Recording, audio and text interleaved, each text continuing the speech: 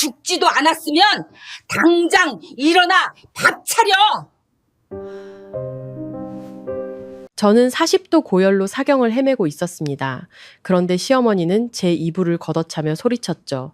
저는 마지막 힘을 쥐어짜 전화 한 통을 걸었습니다. 그리고 15분 후 기세등등하던 시어머니는 사색이 되어 제 앞에 무릎을 꿇었습니다. 제가 사실은 수백억 원대 자산가의 외동딸이라는 사실을, 그리고 제 뒤에 누가 있는지 꿈에도 몰랐으니까요. 지금부터 그 지옥 같던 3년의 시집살이를 끝내고 제 인생과 모든 것을 되찾은 제 통쾌한 복수극을 시작합니다. 마음 정거장을 구독하고 좋아요를 눌러주시면 제 이야기가 당신의 마음에 잠시 쉬어갈 자리를 마련할 겁니다. 제 이름은 이서연입니다. 모든 것은 그날 오후에 시작되었습니다. 지금 이 순간에도 그날 오후를 떠올리면 온몸이 차갑게 식어버립니다. 마치 출구 없는 악몽 속에 갇혔다가 겨우 빠져나온 기분이죠. 그날 저는 열이 펄펄 끓었습니다. 단순한 두통이나 콧물 감기가 아니었어요. 체온은 40도까지 치솟았고 몸은 불덩이 같은데 오한이 들어 찬물을 끼얹은 듯 온몸이 사시나무처럼 떨렸습니다. 저는 침대에 쓰러져 있었습니다. 눈앞이 아찔했고 머릿속은 빙빙 돌았죠. 눈을 조금만 오래 뜨고 있으면 세상이 회전하는 것 같았습니다. 방문은 굳게 닫혀 있었고 누구 하나 들여다보거나 괜찮냐고 묻는 사람이 없었습니다. 땀이 비오듯 쏟아져 옷이 축축하게 젖어 몸에 들러붙었지만 뼛속까지 시린 한기를 느꼈습니다. 일어나서 물 한 모금 마실 힘조차 없는데 침대 밖으로 나가는 것은 상상도 할 수 없었죠. 남편 박준호는 그때 출장 중이었습니다. 떠나기 전에 그는 시어머니에게 신신당부했습니다. 제가 요즘 기운이 없어 보이니 잘 좀 살펴봐 달라고요. 그때만 해도 저는 남편이 곁에 있고 저를 걱정해주는 사람이 있다는 생각에 마음이 따뜻해졌습니다. 하지만 그건 제 착각이었습니다. 밖에서는 그릇 부딪히는 소리가 요란하게 들려왔고 부엌에서 올라오는 음식 냄새가 코를 찔렀습니다. 원래라면 기분 좋아야 할 냄새가 그 순간만큼은 위장을 뒤틀리게 했습니다. 배는 고팠습니다. 속이 쓰릴 정도로 배가 고팠지만 먹을 생각을 하니 역겨워서 울렁거렸습니다. 저는 희미하게 소리내어 불렀습니다. 어머니, 어머니. 하지만 제 목소리는 제 귀에도 들리지 않을 만큼 미약했습니다. 아무 대답도 없었죠. 저는 눈을 감았습니다. 그러자 지난 3년간 이 집에서 며느리로 살아온 기억들이 조각처럼 떠올랐습니다. 3년은 길지 않은 시간이지만 시어머니 김미숙 여사의 눈에 저는 단 한 번도 가족이었던 적이 없다는 것을 깨닫기엔 충분한 시간이었습니다. 제가 음식을 하면 싱겁다고 타박했고 집을 청소하면 먼지가 그대로라고 트집을 잡았습니다. 회사에서 늦게 퇴근하는 날이면 바깥일에만 정신이 팔려 집안을 등한시한다고 쏘아붙였죠. 몸이 천근만근 무거운 날에도 억지로 일어나 저녁을 차려야 했습니다. 조금이라도 늦으면 요즘 며느리들은 팔자가 좋아서 버릇이 없어졌다는 비아냥을 들어야 했으니까요. 저는 그저 좋은 게 좋은 거라고 참고 또 참았습니다. 남편을 난처하게 만들고 싶지 않았습니다. 하지만 참는다는 것에는 끝이 없었습니다. 열은 걷잡을 수 없이 저를 덮쳐왔고 저는 의식을 잃었습니다. 얼마나 지났을까? 몸이 불덩이 같다가도 얼음장처럼 차가워지기를 반복했습니다. 희미한 의식 속에서 문득 이런 생각이 들었습니다. 만약 내가 이대로 죽는다면 과연 누가 진심으로 슬퍼해 줄까? 아니, 저 아래에서는 여전히 밥을 먹고 웃고 떠들며 내가 존재하지 않았던 것처럼 행동하지 않을까? 저는 침대 머리맡에 놓인 휴대폰을 향해 힘겹게 손을 뻗었습니다. 손이 너무 떨려 휴대폰을 잡자마자 미끄러져 매트리스 위로 툭 떨어졌습니다. 입술을 깨물고 다시 한번 몸을 일으키려 했지만 온몸이 내 것이 아닌 것 같았습니다. 바로 그때였습니다. 쾅! 방문이 거칠게 열렸습니다. 저는 깜짝 놀라 눈을 떴습니다. 복도에서 쏟아지는 빛에 눈이 부셨고 문 앞에는 다른 누구도 아닌 시어머니 김 여사가 서 있었습니다. 그녀의 눈빛에는 걱정이나 관심 따윈 없었습니다. 짜증과 분노, 심지어 경멸이 가득했죠. 그녀는 아무 말 없이 방으로 들어와 제 침대로 성큼성큼 다가왔습니다. 제가 반응할 틈도 없이 그녀는 제가 덮고 있던 이불을 확 걷어차 버렸습니다. 차가운 공기가 온몸을 덮쳤습니다. 저는 반사적으로 몸을 웅크리며 떨었습니다. 김 여사는 제 머리부터 발끝까지 훑어보더니 칼날처럼 날카로운 목소리로 쏘아 붙였습니다. 아프긴 뭐가 아파? 누구 보라고 쇼하는 거야? 이 집은 셔터 내리고 노는 사람 먹여 살릴 형편 안 돼? 저는 갈라진 목소리로 간신히 말했습니다. 어머니, 저 정말 열이 심해서 일어날 수가 없어요. 하지만 그녀는 믿지 않았습니다. 팔짱을 끼고 비웃으며 말했죠. 열? 내가 보기엔 너 연기하는 데만 소질이 있어. 아침부터 지금까지 송장처럼 누워서 답도 안 하고 청소도 안 하고 아주 병이 벼슬이야, 벼슬. 저는 그녀를 쳐다보며 해명하고 싶었지만 목은 타들어가고 머리는 깨질 듯 아팠습니다. 모든 말이 가슴속에 갇혀 나오지 않았죠. 그녀는 몸을 돌려 문으로 향하다가 떠나기 전 차가운 한마디를 더 던졌습니다. 알아서 해. 조금 더 누워있다가 부엌으로 내려와. 2번 부르게 하지 마. 문이 쾅 닫혔습니다. 저는 그 자리에 누워 온몸을 부들부들 떨었습니다. 눈물이 흘렀지만 열 때문인지 억울함 때문인지 알 수 없었습니다. 바로 그 순간 전에는 한 번도 해본 적 없는 생각이 머리를 스쳤습니다. 이대로 계속 당하고만 살면 나는 어디까지 짓밟히게 될까? 어디서 그런 힘이 났는지 모르겠습니다. 저는 다시 휴대폰을 향해 손을 뻗었습니다. 이번에는 손가락이 떨렸지만 놓치지 않고 꽉 쥐었습니다. 화면이 켜졌지만 눈앞이 흐려 잘 보이지 않았습니다. 심호흡을 한번 하고 오랫동안 저장해 두었지만 단 한 번도 걸 용기가 없었던 번호를 눌렀습니다. 그리고 바로 그 전화 한 통이 훗날 시댁 식구 모두를 벌벌 떨게 만들었습니다. 하지만 여기까지 들으시면 제가 단순히 열병과 시어머니의 호통 한 번 때문에 그 전화를 걸었다고 생각하실 겁니다. 아닙니다. 저를 무너뜨린 것은 그날의 열병만이 아니었습니다. 며느리로 살아온 몇 년 동안 겪었던 수많은 모욕과 짓밟힘이 그날 오후 마침내 잔을 넘치게 한 것이었습니다. 문이 닫힌 지 몇 초도 지나지 않아 제가 숨을 고르기도 전에 김 여사가 다시 방으로 쳐들어왔습니다. 이번에는 발걸음이 더 다급했고 얼굴은 마치 제가 이 집에서 천인공노할 죄라도 저지른 사람인 양 잔뜩 찌푸려져 있었습니다. 그녀는 예의 따위는 차리지 않고 곧장 제 침대로 와서 혐오와 조급함이 뒤섞인 눈으로 저를 내려다봤습니다. 그리고 다시 한번 제 몸에서 이불을 거칠게 걷어냈습니다. 아까보다 더 난폭한 손길에 제 다리가 허공에 들썩였고 온몸에 소름이 돋았습니다. 고열로 땀에 흠뻑 젖은 상태에서 이불을 빼앗기자 차가운 기운이 살을 파고들었고 저는 본능적으로 몸을 새우처럼 말았습니다. 그녀는 이를 갈며 소리쳤습니다. 그 앙칼진 목소리가 방안을 찢는 듯 했습니다. 죽지도 않았으면 당장 일어나 밥 차려. 누워서 누구 시중받을 생각이야. 그 말을 듣는 순간 머리가 띵 하고 울렸습니다. 열에 들떠 의식마저 혼미하고 입술은 바싹 말라 갈라졌으며 몸에는 한 톨의 기운도 없는 사람. 그런 제가 그녀의 눈에는 그저 이를 피하려는 게으른 며느리로만 보였던 겁니다. 저는 떨리는 손으로 옆에 남은 이불자락이라도 끌어당겨 몸을 덮으려 했지만 그녀가 매정하게 쳐냈습니다. 어디서 수작이야. 그녀는 윽박질렀습니다. 내가 이 나이 먹도록 너처럼 꾀병 부리는 것들 한두 번 본 줄 알아? 저는 간신히 입술을 떼었습니다. 제 목소리가 아닌 다른 사람의 목소리처럼 멀게 느껴졌습니다. 어머니 정말 40도예요. 아침에 재봤어요.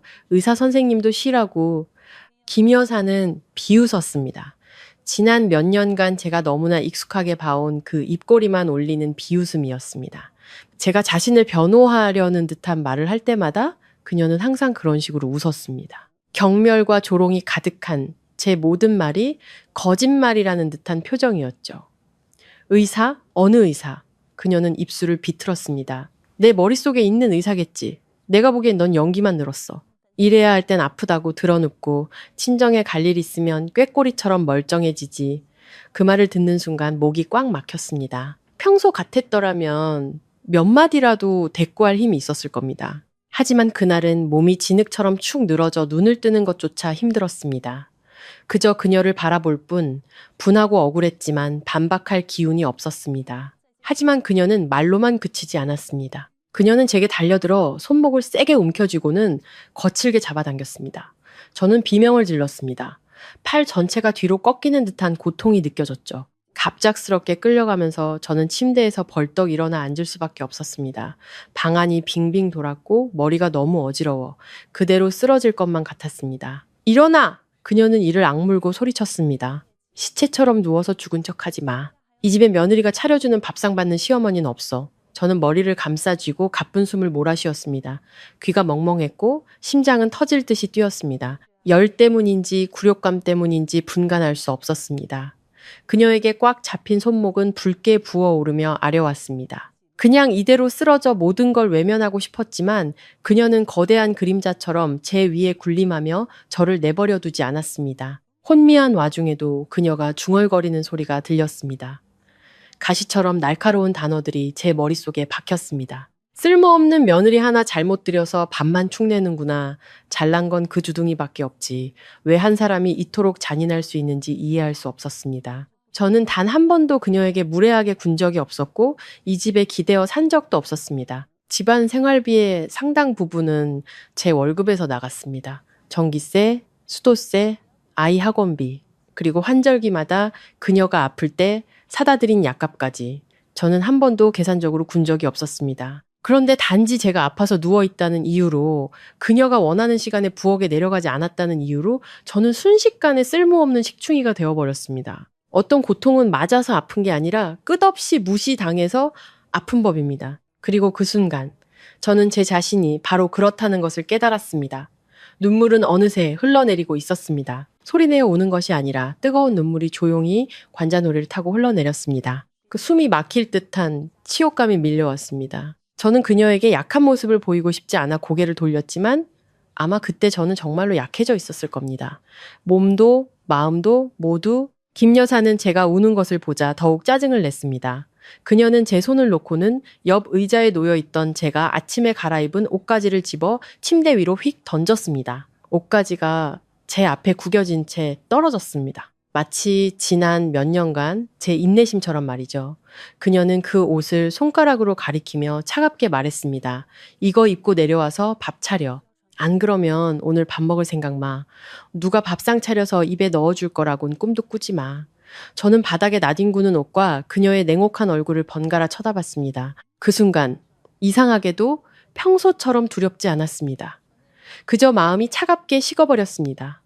제 몸을 괴롭히는 열보다 더 깊은 한기였죠. 문득 깨달았습니다. 만약 오늘 내가 또 고개를 숙인다면 앞으로는 끝이 없을 것이라고. 오늘은 고열에 시달리는 나를 이불 밖으로 끌어내는 것이지만 내일은 무엇일까? 부엌에서 쓰러져도 꾀병이라 욕하고 병원에 입원해도 쇼한다고 비난하고 정말 죽어야만 믿어줄까? 그 순간 어지럼증과 분노 속에서 제 머릿속에 한 가지 결심이 번쩍였습니다. 더 이상은 참을 수 없어. 김 여사가 등을 돌려 방을 나가자마자 저는 수액이 다 빠져버린 나무처럼 침대 위로 쓰러졌습니다. 온몸이 후들거렸고 아까 그녀에게 세게 붙잡혔던 손목은 여전히 화끈거렸습니다. 옆으로 누워 가쁜 숨을 몰아쉬는데 귀는 멍멍하고 눈앞은 흐렸다. 밝아지기를 반복했습니다. 하지만 이상하게도 열과 피로감 속에서 정신은 무섭도록 맑아졌습니다. 이번에도 가만히 참고 넘어가면 내일부터 이 집에서 저는 더 이상 사람이 아닐 거라는 것을 알았습니다. 그저 걸어다니는 그림자, 누가 시키면 시키는 대로, 욕하면 욕하는 대로 듣고만 있는 존재가 될 것이었습니다. 그리고 가장 무서운 것은 제가 이미 너무 오랫동안 그렇게 살아왔다는 사실이었습니다. 어느 순간부터는 그런 대우를 받는 것이 당연하다고 스스로를 속일 정도였으니까요. 저는 이를 악물고 몸을 오른쪽으로 돌려 머리맡에 있는 휴대폰을 잡으려 애썼습니다. 팔이 부들부들 떨리고 어깨가 쑤셨으며 땀이 관자놀이를 타고 흘렀습니다. 몇 번이나 손가락이 휴대폰 모서리에 닿았다가 미끄러졌습니다. 머리가 너무 어지러워 그냥 모든 걸 포기하고 싶었습니다. 하지만 그날 제 마음속에는 이전에는 없었던 결단력이 솟아났습니다. 마침내 휴대폰을 손에 손 수 있었습니다. 화면이 환하게 켜지자 눈이 부셔 인상을 찌푸렸습니다. 주소록이 나타났고 열 때문에 이름들이 흐릿하게 보였다가 다시 선명해졌습니다. 저는 아주 천천히 1초가 1분처럼 느껴질 만큼 느리게 화면을 내렸습니다. 그리고 아주 오랫동안 저장되어 있었지만 단 한 번도 용기 내어 누르지 못했던 이름 위에서 제 손가락이 멈췄습니다. 저는 그 이름을 보며 심장이 터질 듯이 뛰는 것을 느꼈습니다. 그 번호는 최 이사님의 것이었습니다. 최 이사님은 피를 나눈 가족은 아니었지만 돌아가신 아버지와 오랫동안 가깝게 일했던 분이었습니다. 아버지가 살아계실 때 그는 서류나 장부 문제로 종종 우리 집에 들르셨고 때로는 함께 식사하기도 했습니다. 아버지가 돌아가신 후에도 그는 가끔 전화를 걸어 안부를 물었습니다. 어려운 일이 있으면 언제든 말하라고 하셨지만 저는 단 한 번도 연락하지 않았습니다. 믿지 못해서가 아니라 폐를 끼치기 싫어서였습니다. 시댁과 며느리 사이의 문제 하나 스스로 해결하지 못하는 사람으로 보일까봐 두려웠습니다. 집안의 치부를 드러내는 것 같아 망설여졌습니다. 그리고 무엇보다 모든 것이 괜찮아질 거라고 스스로를 속여왔습니다. 조금만 더 노력하면 시어머니도 변할 것이고 남편도 이해해 줄 것이며 이 가족도 달라질 거라고 믿었습니다. 하지만 그날 오후 저는 아주 쓰라린 진실을 깨달았습니다. 어떤 곳에서는 내가 참을수록 상대방은 더 기어오른다는 것을, 어떤 사람들에게는 내가 잘해줄수록 그들은 나를 더 무시한다는 것을, 저는 통화 버튼을 눌렀습니다. 신호음이 한번 울리자마자 상대방은 거의 즉시 전화를 받았습니다. 놀란 기색이 엿보였지만 여전히 침착하고 중후한 남성의 목소리가 들려왔습니다. 여보세요, 서연 양? 그 한마디를 듣는 순간 목이 메어왔습니다. 마른 침을 삼키려 했지만 입안은 쓰고 입술은 바싹 말라 있었습니다. 지난 몇 년간의 억울함과 서름, 굴욕감이 한꺼번에 가슴으로 몰려왔습니다. 더 이상 상황을 설명할 힘도 말을 고를 정신도 없었습니다. 저는 그저 작은 목소리로 간신히 말했습니다. 이사님, 도와주세요. 더는 못 견디겠어요. 거기까지 말하자 눈물이 터져 나왔습니다. 통곡이 아니라 열병 속에서, 절망과 수치심 속에서 조용히 흘러내리는 눈물이었습니다. 도움을 청해야만 하는 제 자신이 부끄러웠고 막다른 길에 몰려서야 겨우 목소리를 낸 제 자신이 한심했습니다. 수화기 너머는 몇 초간 침묵이 흘렀습니다. 전화기 속에서 제 숨소리가 들릴 정도였죠. 그리고 최 이사님은 짧게 말했습니다. 다그치지도 꾸짖지도 돌려 말하지도 않았습니다. 거기 가만히 있게 15분 안에 도착하겠네. 그뿐이었지만 어째서인지 거기 가만히 있게 라는 네 글자에 코끝이 찡해졌습니다. 그날 처음으로 저는 완전히 버려진 것이 아니라는 느낌을 받았습니다. 누군가 나를 믿어주고 내 목소리만 듣고도 정말 무슨 일이 생겼다라는 것을 알아주는 사람이 있다는 사실에 저는 휴대폰을 가슴 위에 내려놓고 눈을 감았습니다. 온몸은 여전히 불덩이 같았고 그대로 정신을 잃을 것처럼 피곤했지만 마음속 깊은 곳에서 아주 작은 희망의 불씨가 피어났습니다. 아주 희미했지만 분명히 존재하는 희망이었습니다. 아래층 부엌에서는 여전히 그릇소리가 요란했고 김 여사의 고함이 간간히 들려왔습니다. 일부러 저 들으라는 듯이 큰 소리였죠. 어디까지 버티나 한번 보자. 그리고는 또 무언가 중얼거렸습니다. 대충 이 집안이 복이 없어서 저런 송장 같은 며느리를 들였다는, 시어머니 등골만 빼먹는다는 내용이었습니다. 이전 같았더라면 저는 두려워서 어쩔 줄 몰랐을 겁니다. 어떻게든 상황을 무마하려 하거나 적어도 더 큰 분란을 피하기 위해 비틀거리며 부엌으로 내려갔을 겁니다. 하지만 그때 저는 더 이상 아무것도 해명하고 싶지 않았습니다. 애초에 믿으려 하지 않는 사람에게 하는 해명은 시간 낭비일 뿐이었습니다. 저는 가만히 누워 남아있던 얇은 이불자락을 배 위까지 끌어당기고는 멍하니 천장을 바라봤습니다. 1초가 끔찍하게 더디게 흘러갔습니다. 시계는 없었지만 몇 분이 마치 몇 시간처럼 느껴졌습니다. 심장이 두근거렸고 머릿속에는 온갖 생각이 스쳐 지나갔습니다. 최 이사님이 바빠서 못 오시면 어떡하지? 김 여사가 다시 쳐들어오면? 마지막 순간에 내가 또 마음이 약해져서 괜찮다고 오실 필요 없다고 말해버리면 어떡하지? 저는 입술을 깨물었습니다. 아니, 이번에는 물러서면 안 돼. 어떤 일은 내가 한 발짝만 물러서면 상대는 나를 10발짝 더 진흙탕으로 밀어넣는 법이야. 나는 이미 너무 많이 물러섰어. 10분은 1시간처럼 길었습니다. 삐걱거리는 선풍기 소리, 골목을 지나는 자동차 소리, 옆집 개 짖는 소리까지 모든 소리가 이상할 정도로 선명하게 들렸습니다. 온몸의 감각이 오직 기다림에만 집중된 것 같았죠. 그리고 제가 기력이 다해 막 눈을 감으려는 순간 아래층 현관벨이 요란하게 울렸습니다. 한 번, 두 번, 그리고 연이어 다급하게 울렸습니다. 저는 벌떡 눈을 떴습니다. 심장이 쿵 내려앉았습니다. 오셨구나. 드디어 오셨어. 현관벨은 몇 번 더 울렸습니다. 손님이 예의상 누르는 벨소리가 아니었습니다. 무언가 명확하게 해결하러 온 사람의 다급한 벨소리였죠. 저는 침대에 누워 심장이 터질 듯이 뛰는 것을 느꼈습니다. 아래층 부엌에서 그릇소리가 캤더니 곧이어 김 여사의 짜증 섞인 목소리가 들려왔습니다. 누구야? 이 시간에. 귀찮게 진짜. 그녀가 슬리퍼를 끄는 소리, 현관문 잠금쇠를 푸는 소리가 들리고 곧 문이 덜컥 열렸습니다. 몇 초간의 침묵, 아주 이상한 침묵이었습니다. 문을 연 사람이 예상치 못한 상황에 맞닥뜨렸을 때나 나올 법한 그런 침묵이었죠. 저는 고개를 들어 귀를 기울였습니다. 김 여사의 목소리가 들렸지만 아까처럼 기세등등하지 않고 한풀 꺾여 있었습니다. 누구세요? 단단한 구둣발 소리가 타일 바닥 위로 울렸습니다. 그리고 낮고 단호한 남자의 목소리가 들렸습니다. 당신이 김미숙 씨입니까? 왜인지 그 사람의 목소리를 듣는 것만으로도 이 집의 분위기가 완전히 바뀌는 것을 느꼈습니다. 숨 막히는 압박감은 팽팽한 긴장감으로 변했습니다. 얼굴은 보지 못했지만 목소리만으로도 김 여사가 평소처럼 함부로 대할 수 있는 상대가 아니라는 것을 알 수 있었습니다. 김 여사도 그거를 느꼈는지 평소처럼 바로 쏘아붙이지 못했습니다. 그녀는 한층 경계하는 목소리로 되물었습니다. 네, 내가 김미숙인데 누구시죠? 길고 장황한 소개는 없었습니다.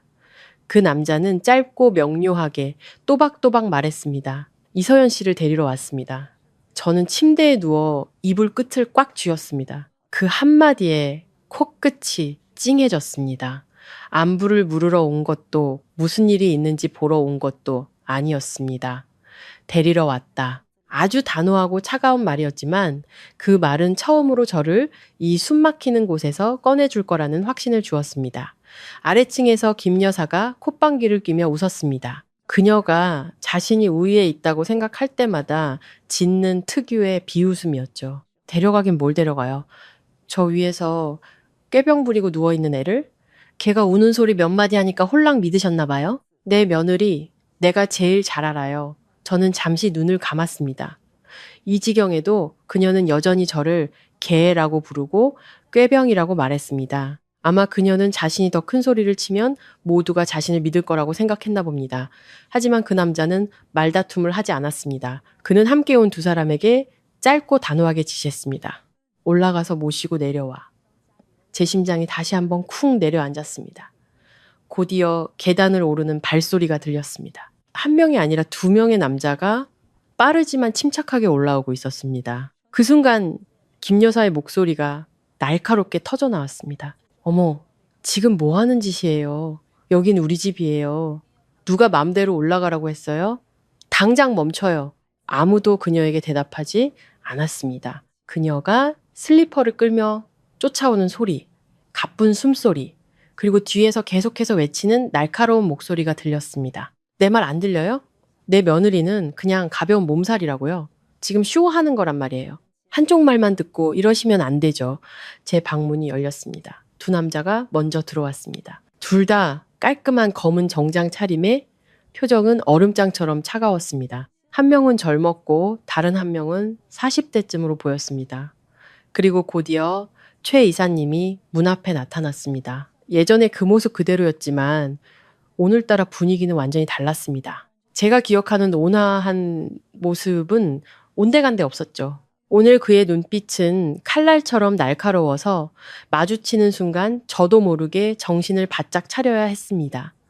그는 저를 보자마자 얼굴이 굳어졌습니다. 그때 제 모습은 땀으로 머리카락이 이마에 달라붙고 입술은 바짝 마른 채 침대 위에서 웅크리고 있었으니 분명 핏기 하나 없는 창백한 얼굴이었을 겁니다. 김 여사가 던져놓은 옷가지가 옆에 널브러져 있는 모습은 말하지 않아도 모든 상황을 설명해주는 증거 같았죠. 최 이사님은 빠르게 다가와 낮지만 단호한 목소리로 물었습니다. 서연 양, 정신이 좀 드나? 저는 입술을 달싹이며 고개를 끄덕이려 애썼습니다. 조금만 움직여도 머리가 빙빙 돌았죠. 그는 함께 온 두 사람에게 즉시 지시했습니다. 조심해서 일으켜. 바로 그때 김 여사가 방문 앞까지 달려와 얼굴이 벌개진 채 소리쳤습니다. 그녀는 저를 향해 손가락질하며 외쳤죠. 내가 말했잖아요. 꾀병이라고. 아침까지만 해도 멀쩡했는데 밥 때 되니까 저렇게 드러눕는다고요. 저 여우한테 속지 마세요. 그 말을 듣자 헛웃음과 함께 서러움이 밀려왔습니다. 만약 제가 열에 시달리고 있지 않았더라면 아마 정말 소리내어 웃었을 겁니다. 아침에 멀쩡했다니. 오늘 아침 저는 혼자 체온을 재고 혼자 약을 먹고 혼자 끙끙 앓고 있었습니다. 그녀는 모든 것을 알고 있었고 보고 있었으면서도 마치 아무 일도 없었던 것처럼 태연하게 거짓말을 하고 있었습니다. 최 이사님은 그녀를 돌아봤습니다. 방에 올라온 후 처음으로 그녀를 쳐다보는 것이었죠. 그의 시선은 험악하지 않았지만 너무나 차가워서 기세등등하게 떠들던 김 여사마저 입을 다물게 했습니다. 그는 아주 천천히 물었습니다. 꾀병이라고 하셨습니까? 김 여사는 움찔했지만 애써 목소리를 가다듬고 대꾸했습니다. 그럼요. 내 집에서 내 며느리 1인데 내가 누구보다 잘 알죠. 최 이사님은 그녀와 실랑이 하지 않았습니다. 그는 그저 몸을 숙여 제 이마에 가볍게 손을 얹었습니다. 그의 손이 닿는 순간 저는 서글픈 아이러니를 느꼈습니다. 남은 제 이마가 불덩이인 것을 알아주는데 한 집에 사는 가족이라는 사람은 저를 부엌으로 끌어내려고만 했으니까요. 그는 몸을 일으키며 얼음장 같은 목소리로 말했습니다. 이 정도로 열이 끓는데 꾀병이라고요? 김 여사는 무언가 말하려 입을 열었지만 말이 바로 나오지 않았습니다. 그때 함께 온 남자 중 한 명이 의자를 끌어왔고 다른 한 명은 수건으로 제 이마에 땀을 닦아주었습니다. 그들의 행동은 군더더기 없이 신속하고 조심스러웠습니다. 모든 것이 김 여사의 눈앞에서 일어났습니다. 마치 그녀의 잔인함에 대한 무언의 따기처럼 좁은 방 안의 공기는 무겁게 가라앉았습니다. 저는 김 여사의 가쁜 숨소리와 그녀가 문틀을 손톱으로 긁는 소리까지 들을 수 있었습니다. 며느리가 된 후 처음으로 저는 그녀가 할 말을 잃은 모습을 보았습니다. 말이 없어서가 아니라 상황이 자신의 통제를 벗어나고 있다는 것을 깨닫기 시작했기 때문이었습니다. 그녀는 최 이사님과 다른 두 사람을 번갈아 쳐다보며 아까보다 훨씬 누그러진 목소리로 물었습니다. 당신들 대체 누구예요? 김 여사의 질문이 끝나자 방 안에는 심장 소리가 들릴 만큼 무거운 침묵이 흘렀습니다. 최 이사님은 바로 대답하지 않았습니다. 그는 잠시 그녀를 쳐다봤습니다.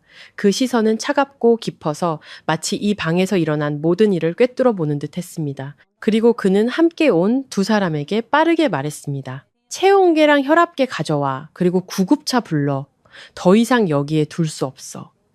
한 남자가 즉시 들고 온 가방을 열어 전자 체온계와 휴대용 혈압계를 꺼냈습니다. 그들의 행동은 신속했고 김 여사와 실랑이 하며 시간을 낭비하지 않았습니다. 불과 몇십 초 후 기계에 나타난 숫자는 저조차도 놀라게 했습니다. 젊은 남자가 최 이사님을 보며 굳은 목소리로 보고했습니다. 열이 너무 높습니다. 혈압도 많이 떨어졌습니다. 최 이사님은 미간을 찌푸리며 낮게 말했습니다. 당장 병원으로 옮겨. 그 세 마디를 듣는 순간 가슴을 옥죄던 끈이 탁 풀리는 것 같았습니다. 일을 크게 만들고 싶어서가 아니었습니다. 그날 처음으로 누군가가 제 상태를 보고 가장 필요한 말을 해주었기 때문이었습니다. 당장 병원으로 옮겨 억지로 부엌에 내려가라는 말도 꾀병 부리지 말라는 말도 조금만 참으라는 말도 아니었습니다. 문 앞에 서 있던 김 여사의 얼굴이 변하기 시작했습니다. 아마 그때서야 그녀는 이 일이 더 이상 시어머니와 며느리 사이의 기싸움이 아니라는 것을 깨달았을 겁니다. 그녀는 당황하며 한 걸음 안으로 들어서더니 한층 낮아진 목소리로 말했습니다. 병원까지 갈 정도는 아니에요. 그냥 흔한 몸살인데 누구나 환절기엔 아프잖아요. 그 말을 듣자 헛웃음과 함께 씁쓸함이 목구멍까지 차올랐습니다. 불과 몇 분 전만 해도 저를 잡아 일으키고 옷을 던지며 밥을 차리라고 윽박지르던 사람이었습니다. 그런데 외부인 앞에서는 환절기 몸살로 말을 바꾸고 있었습니다. 아무도 그녀에게 대답하지 않았습니다. 두 남자가 저를 부축해 일으켰습니다. 단순한 동작이었지만 머리가 빙빙 돌고 눈앞이 캄캄해졌습니다.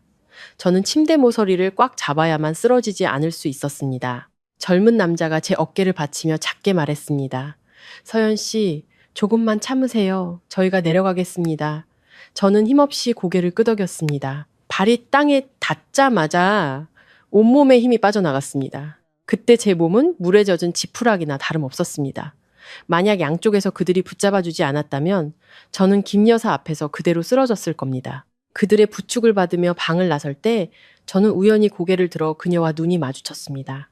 아주 짧은 순간이었지만 그녀의 눈에서 선명한 당혹감을 읽을 수 있었습니다. 평소에 그 앙칼지고 거만한 모습은 온데간데 없었습니다.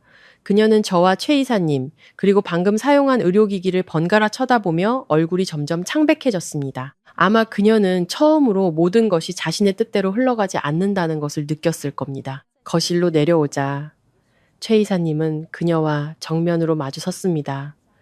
그때 저는 소파에 잠시 부축을 받아 앉아 있었습니다. 몸은 불덩이 같고 귀는 멍했지만 저는 무슨 말이 오가는지 듣기 위해 필사적으로 정신을 차렸습니다. 지난 몇 년간의 억압 끝에 오늘 그들이 그녀에게 무슨 말을 할지 알고 싶었습니다. 최 이사님은 또박또박 강철처럼 차가운 목소리로 물었습니다. 가족이 이런 식으로 대합니까? 크지 않은 질문이었지만 집 안의 모든 공기를 얼어붙게 만들었습니다. 김 여사는 눈을 여러 번 깜빡이며 입술을 달싹이다가 간신히 말을 내뱉었습니다. 저는 걔가 저렇게 심한 줄 몰랐어요. 걔가 말을 안 해서, 그리고 며느리니까 그냥 몇 마디 훈계한 것 뿐이에요. 저는 그 말을 들으며 속이 텅 비는 것을 느꼈습니다. 몰랐다는 두 글자는 너무나 가벼웠습니다. 마치 그녀가 방금 저에게 한 모든 행동이 그저 사소한 실수였던 것처럼 제 귀로 똑똑히 그녀의 욕설을 들었고 제 손목은 그녀에게 잡혀 여전히 아팠으며 제가 덮고 있던 이불은 그녀의 손에 걷어 차였습니다. 최 이사님은 그녀가 말을 잇지 못하게 막았습니다. 그는 서류 가방에서 갈색 서류철 하나를 꺼냈습니다. 꽤 두꺼웠지만 아주 깔끔하게 정리된 서류철이었죠. 그는 그것을 열어 붉은 도장이 찍힌 몇 장의 서류를 꺼내 김 여사의 눈앞에 들어 보였습니다. 이번에는 더욱 천천히 한 글자 한 글자가 그녀의 머릿속에 박히도록 말했습니다. 우리는 이서연 씨의 친아버님께서 남기신 재산과 합법적 권리를 대리하는 측입니다. 그 한마디에 김 여사의 얼굴이 즉시 돌처럼 굳어졌습니다. 그녀의 눈이 커졌다가 믿을 수 없다는 듯 시선이 아래로 툭 떨어지는 것을 똑똑히 보았습니다. 그녀의 입술이 떨렸고 의자 팔걸이에 놓인 손이 움츠러들었습니다. 아까가 당혹감이었다면 지금은 완전한 충격이었습니다. 재산이라는 두 글자를 언급하자마자 그녀는 이 일이 더 이상 간단하지 않다는 것을 즉시 이해했습니다. 최 이사님은 서류철을 덮었지만 가방에 넣지는 않았습니다. 그는 그것을 손에 든 채 말없는 경고처럼 그녀를 똑바로 쳐다보며 또박또박 말했습니다. 그리고 오늘부로 이서연 씨에 대한 어떠한 신체적 정신적 폭력 행위도 재발할 경우 법에 따라 엄중히 처리될 것입니다. 집안의 공기는 숨 막힐 듯이 무거워졌습니다. 김 여사는 자신도 모르게 한 걸음 뒤로 물러섰습니다. 아주 작은 움직임이었지만 지난 몇 년간 제 앞에서 단 한 번도 물러선 적이 없던 그녀의 뒷걸음질이었습니다. 그녀의 얼굴은 창백해졌고 손은 더 이상 숨길 수 없을 만큼 떨렸습니다. 그녀는 최 이사님과 저를 번갈아 쳐다봤습니다. 그 눈빛에는 경악과 분노가 뒤섞여 있었습니다. 무언가 말하고 싶어 했지만 목구멍이 꽉 막힌 듯 보였습니다. 저는 소파에 앉아 있었습니다. 몸은 여전히 뜨거웠고 머리는 깨질 듯 아팠지만 이상하게도 마음속에서는 낯선 감정이 피어올랐습니다. 통쾌함도 기쁨도 아니었습니다. 그것은 끝을 알 수 없는 씁쓸함이었습니다. 지난 몇 년간 그녀가 저를 무시했던 이유는 제가 잘못해서가 아니라 제 뒤에 아무도 없다고 생각했기 때문이었습니다. 결국 서류를 들고 법을 언급해야만 그녀는 두려움을 알게 된 것이었습니다. 밖에서 구급차 혹은 그들이 부른 차가 막 대문 앞에 멈추는 소리가 들렸습니다. 젊은 남자가 제게 다가와 작게 말했습니다. 서연 씨, 차가 도착했습니다. 이제 가시죠. 저는 부축을 받아 일어섰습니다. 김 여사 옆을 지날 때 저는 아무 말도 하지 않았습니다. 그저 그녀를 한번 쳐다봤을 뿐입니다. 그리고 며느리로 살아온 인생에서 처음으로 저는 시어머니가 진심으로 두려워하는 모습을 보았습니다. 차문이 닫히자마자 저는 더 이상 창밖의 풍경을 제대로 볼 수 없었습니다. 모든 것이 흐릿한 빛의 줄기로 스쳐 지나갔습니다. 몸은 불덩이 같았지만 두 손은 얼음장처럼 차가웠고 목은 바싹 말랐으며 머리는 돌덩이를 얹은 듯 무거웠습니다. 저는 좌석에 기대어 눈을 감았습니다. 앞에서 최 이사님이 운전기사에게 조금 더 서두르되 조심해서 운전하라고 당부하는 소리가 들렸습니다. 가는 내내 아무도 제게 많은 것을 묻지 않았습니다. 아마 제가 대답할 기운이 없다는 것을 알았기 때문이겠지요. 옆자리에 앉은 남자는 제가 한쪽으로 쓰러지지 않게 가끔 어깨를 받쳐주거나 물병을 입에 대주었습니다. 저는 겨우 한 모금 마시고는 심하게 기침했습니다. 그 순간 서러움이 복받쳐 가슴이 아팠습니다. 낯선 사람이 건네는 물 한 모금은 마실 수 있는데 시댁이라는 그 집에서는 열에 시달리면서도 제대로 된 말 한마디 듣지 못했습니다. 차는 곧 강남의 한 사립병원 앞에 멈췄습니다. 저는 부축을 받아 곧장 응급실로 옮겨졌습니다. 차가운 백색 조명이 얼굴을 비추자 눈이 부셨고 소독약 냄새에 머리가 더 어지러웠습니다. 침대에 눕자마자 중년의 여의사가 다가와 저를 살피며 짧게 물었습니다. 열은 언제부터 났어요? 식사는 했어요? 기저질환은? 저는 대답하려 애썼지만 목소리가 제대로 나오지 않았습니다. 결국 최 이사님이 대신 상황을 설명했습니다. 제가 집에서 어떤 상태로 발견되었는지를요. 의사는 미간을 찌푸리며 제 이마에 손을 대보더니 간호사에게 지시했습니다. 체온 다시 재고 바로 수액 연결해요. 혈압도요. 몇 분 후 모니터에 나타난 수치들은 제가 봐도 상태가 심각하다는 것을 알 수 있었습니다. 체온은 여전히 높았고 혈압은 낮았으며 탈수 증상이 뚜렷했습니다. 의사는 진찰을 하다가 제 팔을 가볍게 들어 올렸습니다. 그리고 아까 김 여사에게 세게 붙잡혔던 손목의 붉은 멍자국을 보자 그녀는 잠시 동작을 멈췄습니다. 저를 보는 그녀의 눈빛이 달라졌습니다. 더 이상 단순한 진찰이 아니라 방금 본 것에 대한 불쾌감이 섞여 있었죠. 그녀는 단도직입적으로 물었습니다. 이 상처 어디에 부딪혔어요? 아니면 누가 잡았어요? 저는 입술을 깨물고 바로 대답하지 못했습니다. 숨기고 싶어서가 아니었습니다. 언젠가 제가 병상에 누워 이런 질문에 대답하게 될 줄은 상상도 못했기 때문입니다. 몇 초간의 침묵 끝에 저는 작게 말했습니다. 잡혔어요.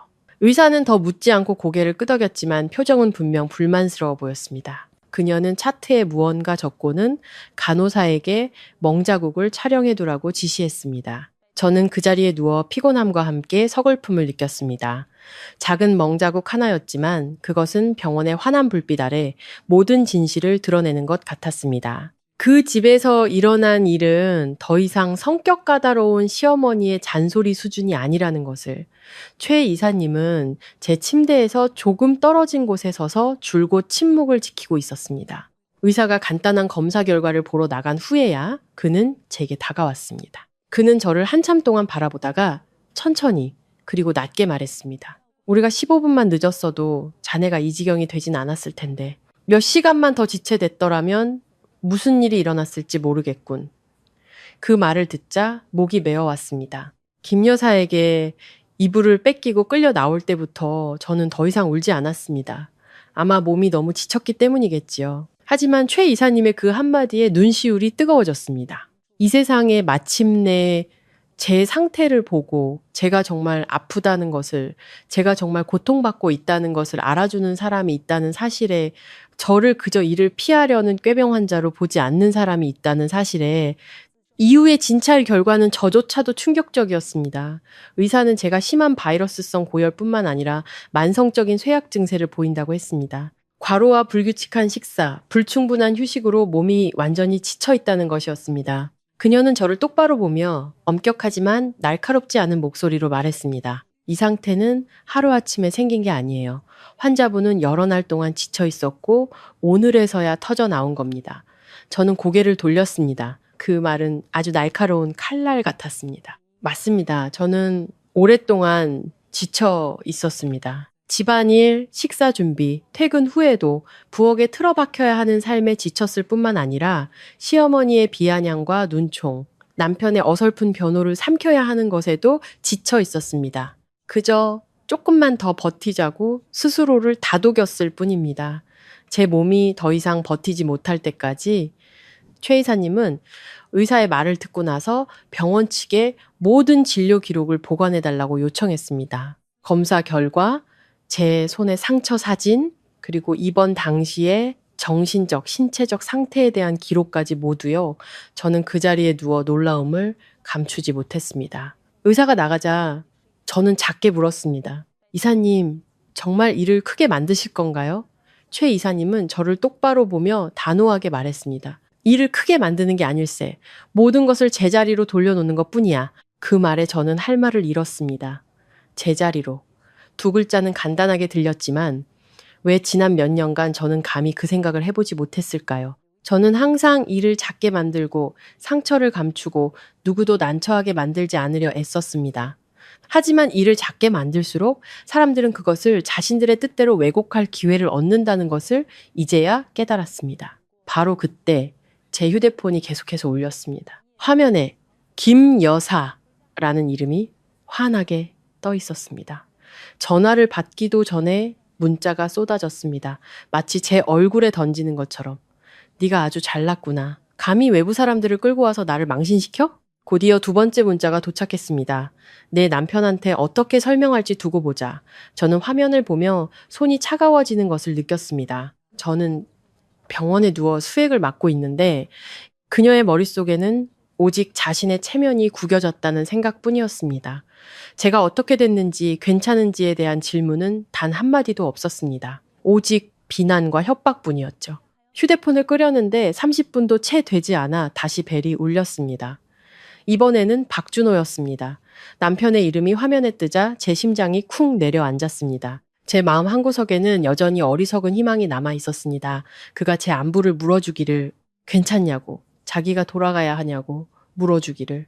하지만 제가 전화를 받자마자 그의 목소리는 분노로 가득 차 있었습니다. 당신 미쳤어?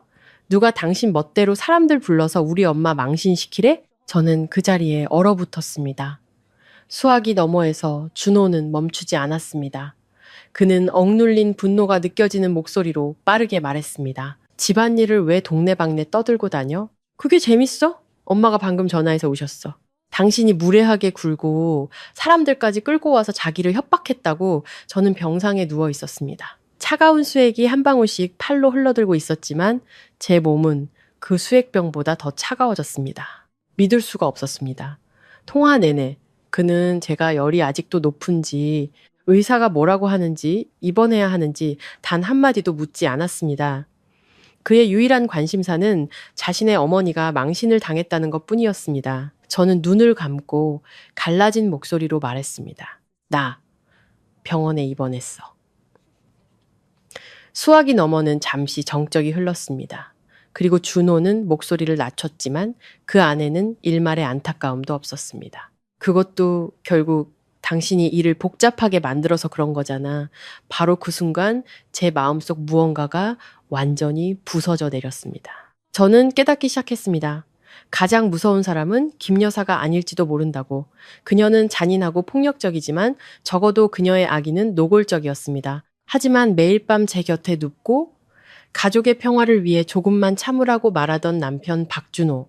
그는 저를 그 악의 한가운데 홀로 내버려둔 채 감히 스스로를 구하려 했다라는 이유로 저를 비난하고 있었습니다. 그 전화 통화 후 저는 적어도 박준호가 조금은 멈칫할 거라고 생각했습니다. 아무리 화가 나고 어머니 편을 들더라도 아내가 병원에 입원했다라는 사실을 알면 부부로서의 최소한의 안부라도 물을 줄 알았습니다. 하지만 저는 또 한 번 틀렸습니다. 그날 저녁 두 번째 수액병이 거의 다 비어갈 무렵 병실 문이 갑자기 거칠게 열렸습니다. 준호가 잔뜩 찌푸린 얼굴로 들어왔습니다.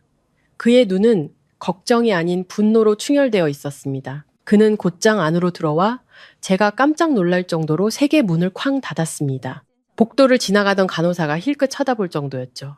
준호는 제 침대로 바로 오지 않았습니다. 그는 허리에 두 손을 얹고 서서 마치 제가 모든 잘못의 원흉인 양 저를 노려봤습니다. 그리고 그가 내뱉은 첫마디는 예상은 했지만 여전히 제 가슴을 후벼 팠습니다. 당신 정말 대단하다. 그는 이를 갈며 말했습니다. 집에서 소란 피운 걸로는 부족해서 사람들까지 끌고 와 우리 엄마를 협박해? 저는 침대에 기대 앉아 있었습니다. 손에는 여전히 링거 바늘이 꽂혀 있었고 몸은 지쳤지만 정신은 이상할 정도로 맑았습니다. 제가 믿고 의지했던 평생의 동반자라고 생각했던 남편을 바라봤지만 그저 낯설고 소름 끼치는 사람으로만 보였습니다. 저는 갈라졌지만 또렷한 목소리로 되물었습니다. 내가 40도 열로 쓰러져 있을 때 당신 어머니는 내 이불을 걷어차고 밥을 하라고 끌어냈어. 내가 죽어야만 심각한 문제라고 생각할 거야? 준호는 입술을 비틀었습니다. 조금도 동요하는 기색이 없었죠. 그는 근처 의자를 끌어와 털썩 앉으며 아무렇지 않게 말했습니다. 엄마가 성격이 급하셔도 다 당신 잘 되라고 가르치시는 거야. 너무 예민하게 굴지 마. 저는 제 귀를 의심했습니다. 잘 되라고 가르친다. 헛웃음이 터져 나왔습니다. 너무나 씁쓸해서 저 자신도 낯선 웃음이었습니다. 열에 시달리는 사람을 침대에서 끌어내고 면전에 욕을 하고 부엌으로 내려가 밥을 하라고 강요하는 것을 그는 가르침이라고 불렀습니다. 준호는 미간을 찌푸리며 더욱 거칠게 말했습니다. 그럼 당신은 뭘 원하는데? 온 가족이 당신 시중이라도 들길 바라는 거야? 엄마는 연세도 많으신데 몇 마디 하시면 그냥 참으면 안 돼? 참으라는 그 말이 또 그의 입에서 나왔습니다. 지난 몇 년간 제가 억울한 일을 당할 때마다, 김 여사가 도를 넘을 때마다 준호는 항상 똑같은 말을 했습니다. 참아. 그냥 넘어가. 엄마는 연세가 많으시잖아. 당신이 뭘 그렇게 따져? 하지만 오늘 병상에 누워 링거를 맞으며 열이 채 가시지 않은 상태에서 저는 그가 항상 저에게 강요했던 참으라는 말의 진짜 의미를 깨달았습니다. 그것은 그저 그가 책임을 회피하고 갈등을 피하고 아내의 편에 서야 하는 상황 자체를 모면하기 위한 수단이었을 뿐입니다. 저는 그의 눈을 똑바로 쳐다봤습니다. 만약 오늘 내가 최 이사님께 전화하지 않았다면 난 지금도 집에서 열에 시달리며 누워 있었을 거야. 당신 어머니는 부엌에서 계속 욕을 하고 있었겠지. 그때 당신 알았을까? 아니면 또 내가 연기한다고 했을까? 준호는 거의 소리치듯 버럭 화를 냈습니다. 그래도 당신 죽진 않았잖아. 방 안은 순간 정적이 흘렀습니다. 저조차도 그가 그렇게 빨리, 그렇게 가볍게 그 말을 내뱉을 줄은 몰랐습니다. 마치 제 목숨이 아주 먼 경계선에 있는 것처럼 죽지만 않으면 모든 것이 괜찮다는 듯이 저는 몇 초간 말을 잃었습니다. 링거액이 떨어지는 소리마저 선명하게 들릴 정도였죠. 그리고 저는 아주 작게 물었습니다. 하지만 그 작은 목소리가 어떤 고함보다 더 날카롭게 울렸습니다. 당신 눈에는 내 목숨이 그렇게 하찮아? 준호는 제 시선을 피했습니다. 방에 들어온 후 처음으로 그는 고개를 돌렸습니다. 마음 한구석에서는 자기가 너무 심한 말을 했다는 것을 알았을 겁니다. 하지만 그 죄책감은 몇 초도 가지 않았습니다. 그는 곧바로 말투를 바꾸어 부드러운 척 했습니다. 이전에 제가 쉽게 속아 넘어갔던 아주 가식적인 부드러움이었죠. 그는 몸을 앞으로 숙이며 목소리를 낮췄습니다. 나를 너무 몰아붙이지 마. 엄마는 연세도 많으시고 평생 고생만 하셨어. 당신이 조금만 참으면 안 될까? 이렇게 일을 크게 만들면 상황만 더 나빠져. 저는 소름이 돋는 것을 느꼈습니다. 방금 전 죽진 않았잖아 라고 말했던 남자가 이제는 제 앞에서 양쪽 사이에 낀 피해자인 척 제가 철이 없어 피곤하다는 듯이 연기하고 있었습니다. 그의 그런 이중적인 모습이 김 여사보다 더 무서웠습니다. 그녀의 악의는 노골적이었지만 그는 자신의 악의를 도덕적인 말로 포장했습니다. 언제든 피해자를 가해자로 둔갑시킬 수 있는 사람이었죠. 저는 심호흡을 하며 목소리가 떨리지 않도록 애썼습니다. 내가 당신을 선택하라고 강요하는 것처럼 말하지 마. 나는 그저 옳고 그름을 아는 남편이 필요했을 뿐이야. 나는 정말 아팠고 끔찍한 대우를 받았어. 당신은 모든 것을 보고 들었으면서도 나에게 참으라고만 했어. 대체 당신 눈에 나는 아내야. 아니면 당신 집안의 평화를 위해 모든 걸 감내해야 하는 사람이야? 준호는 벌떡 일어섰습니다. 얼굴이 시뻘개졌죠. 당신 말 너무 심하게 한다. 내가 이렇게까지 숙이고 들어오는데 뭘 더 바라는 거야? 내가 엄마랑 싸우기라도 하라는 거야? 불효자가 되라고? 저도 더 이상 돌려 말하고 싶지 않았습니다. 당신이 숙일 필요 없어. 그냥 사람답게 행동해. 제 말이 끝나자마자 병실 문이 다시 열렸습니다. 최 이사님이 들어오자 방 안의 공기는 순식간에 얼어붙었습니다. 그는 저를 먼저 보거나 준호에게 말을 걸지 않았습니다. 그는 곧장 침대 옆 작은 테이블로 가서 깔끔하게 정리된 서류철 하나를 내려놓았습니다. 그의 행동은 아주 차분했지만 바로 그 차분함이 준호를 멈칫하게 만들었습니다.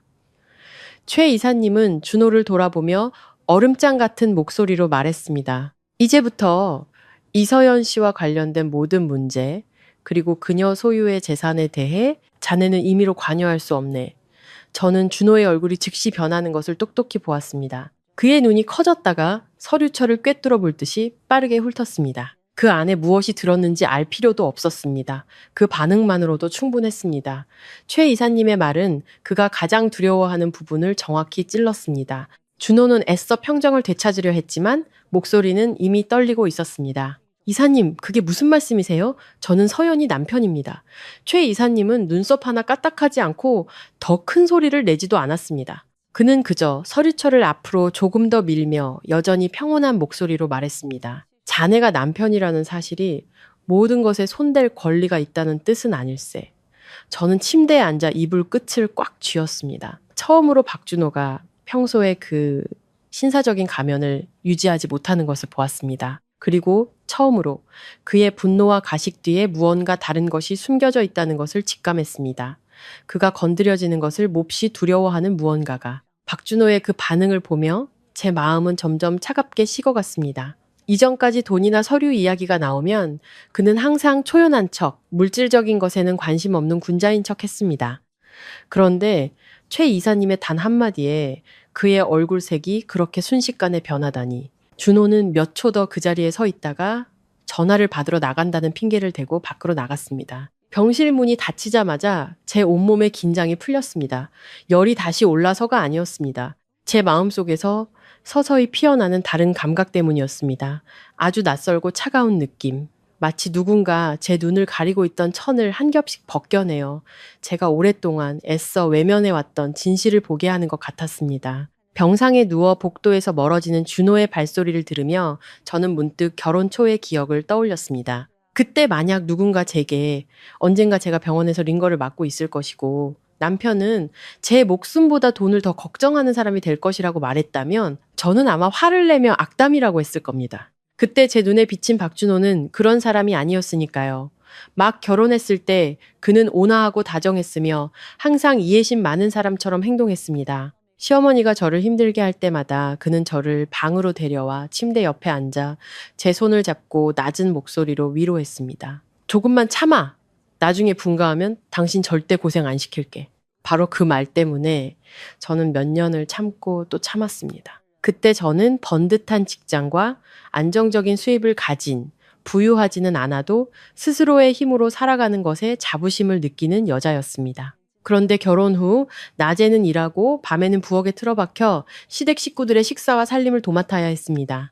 야근하고 지친 몸으로 집에 돌아와 잠시 쉬고 싶어도 문을 열자마자 왔으면 어서 부엌으로 가서 밥 차려. 너 기다리다 목 빠지겠다는 시어머니의 목소리를 들어야 했습니다. 저는 억지 웃음을 지으며 가방을 내려놓고 다시 소매를 걷어붙였습니다. 한 번은 너무 피곤해서 부엌 의자에 기대 잠시 숨을 고르고 있는데 지나가던 시어머니가 혀를 차며 말했습니다. 여자가 겨우 밥하는 일 가지고 앓는 소리를 해. 옛날에 나는 애 셋 낳고 논일반일 다 했어.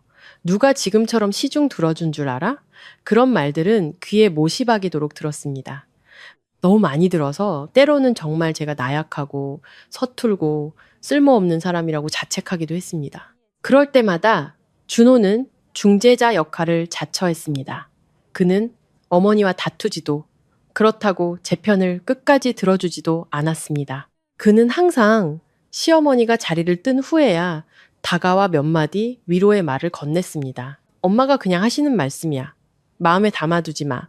혹은 연세 드셔서 그래. 당신이 조금만 참으면 집안이 조용하잖아. 듣기에는 부드러웠지만 생각해보면 그 모든 말은 제가 계속 참도록 유도하는 것이었습니다. 그는 단 한 번도 저를 위해 방패가 되어주지 않았고 어머니에게 그녀가 틀렸다고 말해주지 않았으며 저를 끝까지 지켜주지 않았습니다. 그저 교묘하게 저를 달래서 자신에게 가장 유리한 방식으로 집안의 평화를 유지했을 뿐입니다. 병원에 누워 지난 일들을 하나하나 떠올리자 등골이 서늘해졌습니다. 특히 아버지가 돌아가신 후 제 인생에서 가장 혼란스러웠던 시기, 슬픔이 채 가시기도 전에 저는 기계처럼 출근하고 퇴근해야 했습니다. 바로 그 시기에 시어머니의 태도가 눈에 띄게 변했습니다. 더 이상 부엌길에 대한 잔소리에 그치지 않았습니다. 그녀는 다른 것들, 제 친정과 관련된 것들에 관심을 보이기 시작했습니다. 처음에는 내 아버지가 살아생전에 너한테 뭐라도 좀 남겨주셨겠지 같은 떠보는 질문들이었습니다. 어느 날은 거실에 앉아있다가 그 친정집, 지금은 누구 명의로 되어 있니? 라고 묻기도 했습니다. 한 번은 반농담조로 네 아버지 보험금 꽤 많았겠는데? 라고 말하기도 했죠. 그때 저는 그저 불쾌했지만 어르신들의 흔한 호기심이라고 생각했습니다. 스스로를 나쁘게 생각한다고 자책했죠. 하지만 지금 돌이켜보면 그 모든 질문은 단순한 호기심이 아니었습니다. 그것은 탐색이었고 표적을 정하는 것이었으며 기다림이었습니다. 시어머니뿐만이 아니었습니다. 기억을 더듬을수록 소름이 끼쳤습니다. 준호 역시 몇 번이나 서류 이야기를 꺼냈다는 사실을 깨달았습니다. 한 번은 그가 서류 몇 장을 가져와서 절차가 편해지니 바로 서명하라고 했습니다. 제가 읽어보기도 전에 그는 재촉했습니다. 그냥 서명해. 우리 사이에 뭘 그렇게 따져. 내가 처리하는 게 더 빨라. 나중에 공동재산 관리하기도 편하고. 그날은 다행히 제가 두통이 심해서 글자가 눈에 들어오지 않아 나중에 읽겠다고 했습니다. 준호는 순간 굳었지만 이내 웃으며 넘어갔습니다. 또 한 번은 그가 말했습니다. 친정에서 받은 것도 어차피 우리 부부 거잖아. 너무 선을 그으면 서운하지. 듣기에는 아주 다정한 말이었습니다. 우리 둘의 가정을 위해 애쓰는 것처럼 들렸죠. 하지만 지금 생각해보면 그 말은 끔찍할 정도로 무서운 말이었습니다. 제가 부부라는 두 글자를 생각하고 있을 때 그의 머릿속에서는 이미 소유라는 두 글자를 계산하고 있었을지도 모릅니다. 저는 병원의 새하얀 천장을 멍하니 바라봤습니다. 손바닥은 얼음장처럼 차가웠습니다. 생전 처음으로 제 머릿속에 아주 선명한 의심이 떠올랐습니다. 어쩌면 이 결혼 생활 혹은 적어도 최근의 시간들은 단순한 고부 갈등이 아니었을지도 모른다고 그 잔인한 말들, 서명을 재촉하던 행동들, 친정에 대한 질문들 뒤에는 이미 정교하게 짜인 덫이 있었고 제가 발을 헛디디기만을 기다리고 있었던 것은 아닐까. 만약 그렇다면 지금 이 병상에 누워있는 저는 단순히 남편에게 신뢰를 배신당한 아내가 아니었습니다. 잡아먹히기 직전에 겨우 정신을 차린 사냥감이었던 겁니다. 그날 밤 저는 거의 잠을 이루지 못했습니다. 미열은 계속되었고 머리는 무거웠으며 입안은 썼습니다. 하지만 아무리 피곤해도 머릿속을 맴도는 불안감을 이길 수는 없었습니다. 눈을 감을 때마다 재산을 언급하자 창백해지던 준호의 얼굴, 시어머니의 의미심장한 질문들, 그리고 단순한 절차라며 서명을 재촉하던 준호의 모습이 떠올랐습니다. 저는 그렇게 뜬 눈으로 새벽을 맞았습니다. 목이 타는 듯한 갈증에 잠이 깼죠. 침대 옆 테이블에 놓인 물컵을 잡으려고 몸을 돌리는데 복도에서 작은 말소리가 들렸습니다. 그날 밤 제 병실 문은 완전히 닫히지 않고 작은 틈이 벌어져 있었습니다. 복도의 노란 불빛이 얇은 줄기처럼 방바닥을 비추고 있었죠. 처음에는 야간 근무를 하는 간호사라고 생각했습니다. 하지만 이내 그 목소리가 시어머니의 것임을 알아차리고 몸을 굳혔습니다. 그녀는 다른 사람이 들을까봐 목소리를 아주 낮췄지만 고요한 새벽의 병원에서는 그 모든 말이 제 귀에 똑똑히 들렸습니다. 저는 숨을 죽였습니다. 어떻게든 구슬려서 그녀는 이를 갈며 속삭였습니다. 저쪽에서 더 깊이 개입하기 전에 무조건 서명받아내. 온몸이 얼어붙었습니다. 갈증은 순식간에 사라졌고 이불을 쥔 손이 딱딱하게 굳었습니다. 저쪽이 누구인지는 물어볼 필요도 없었습니다. 최 이사님, 그리고 돌아가신 아버지가 남기신 재산을 지켜주려는 사람들이었죠.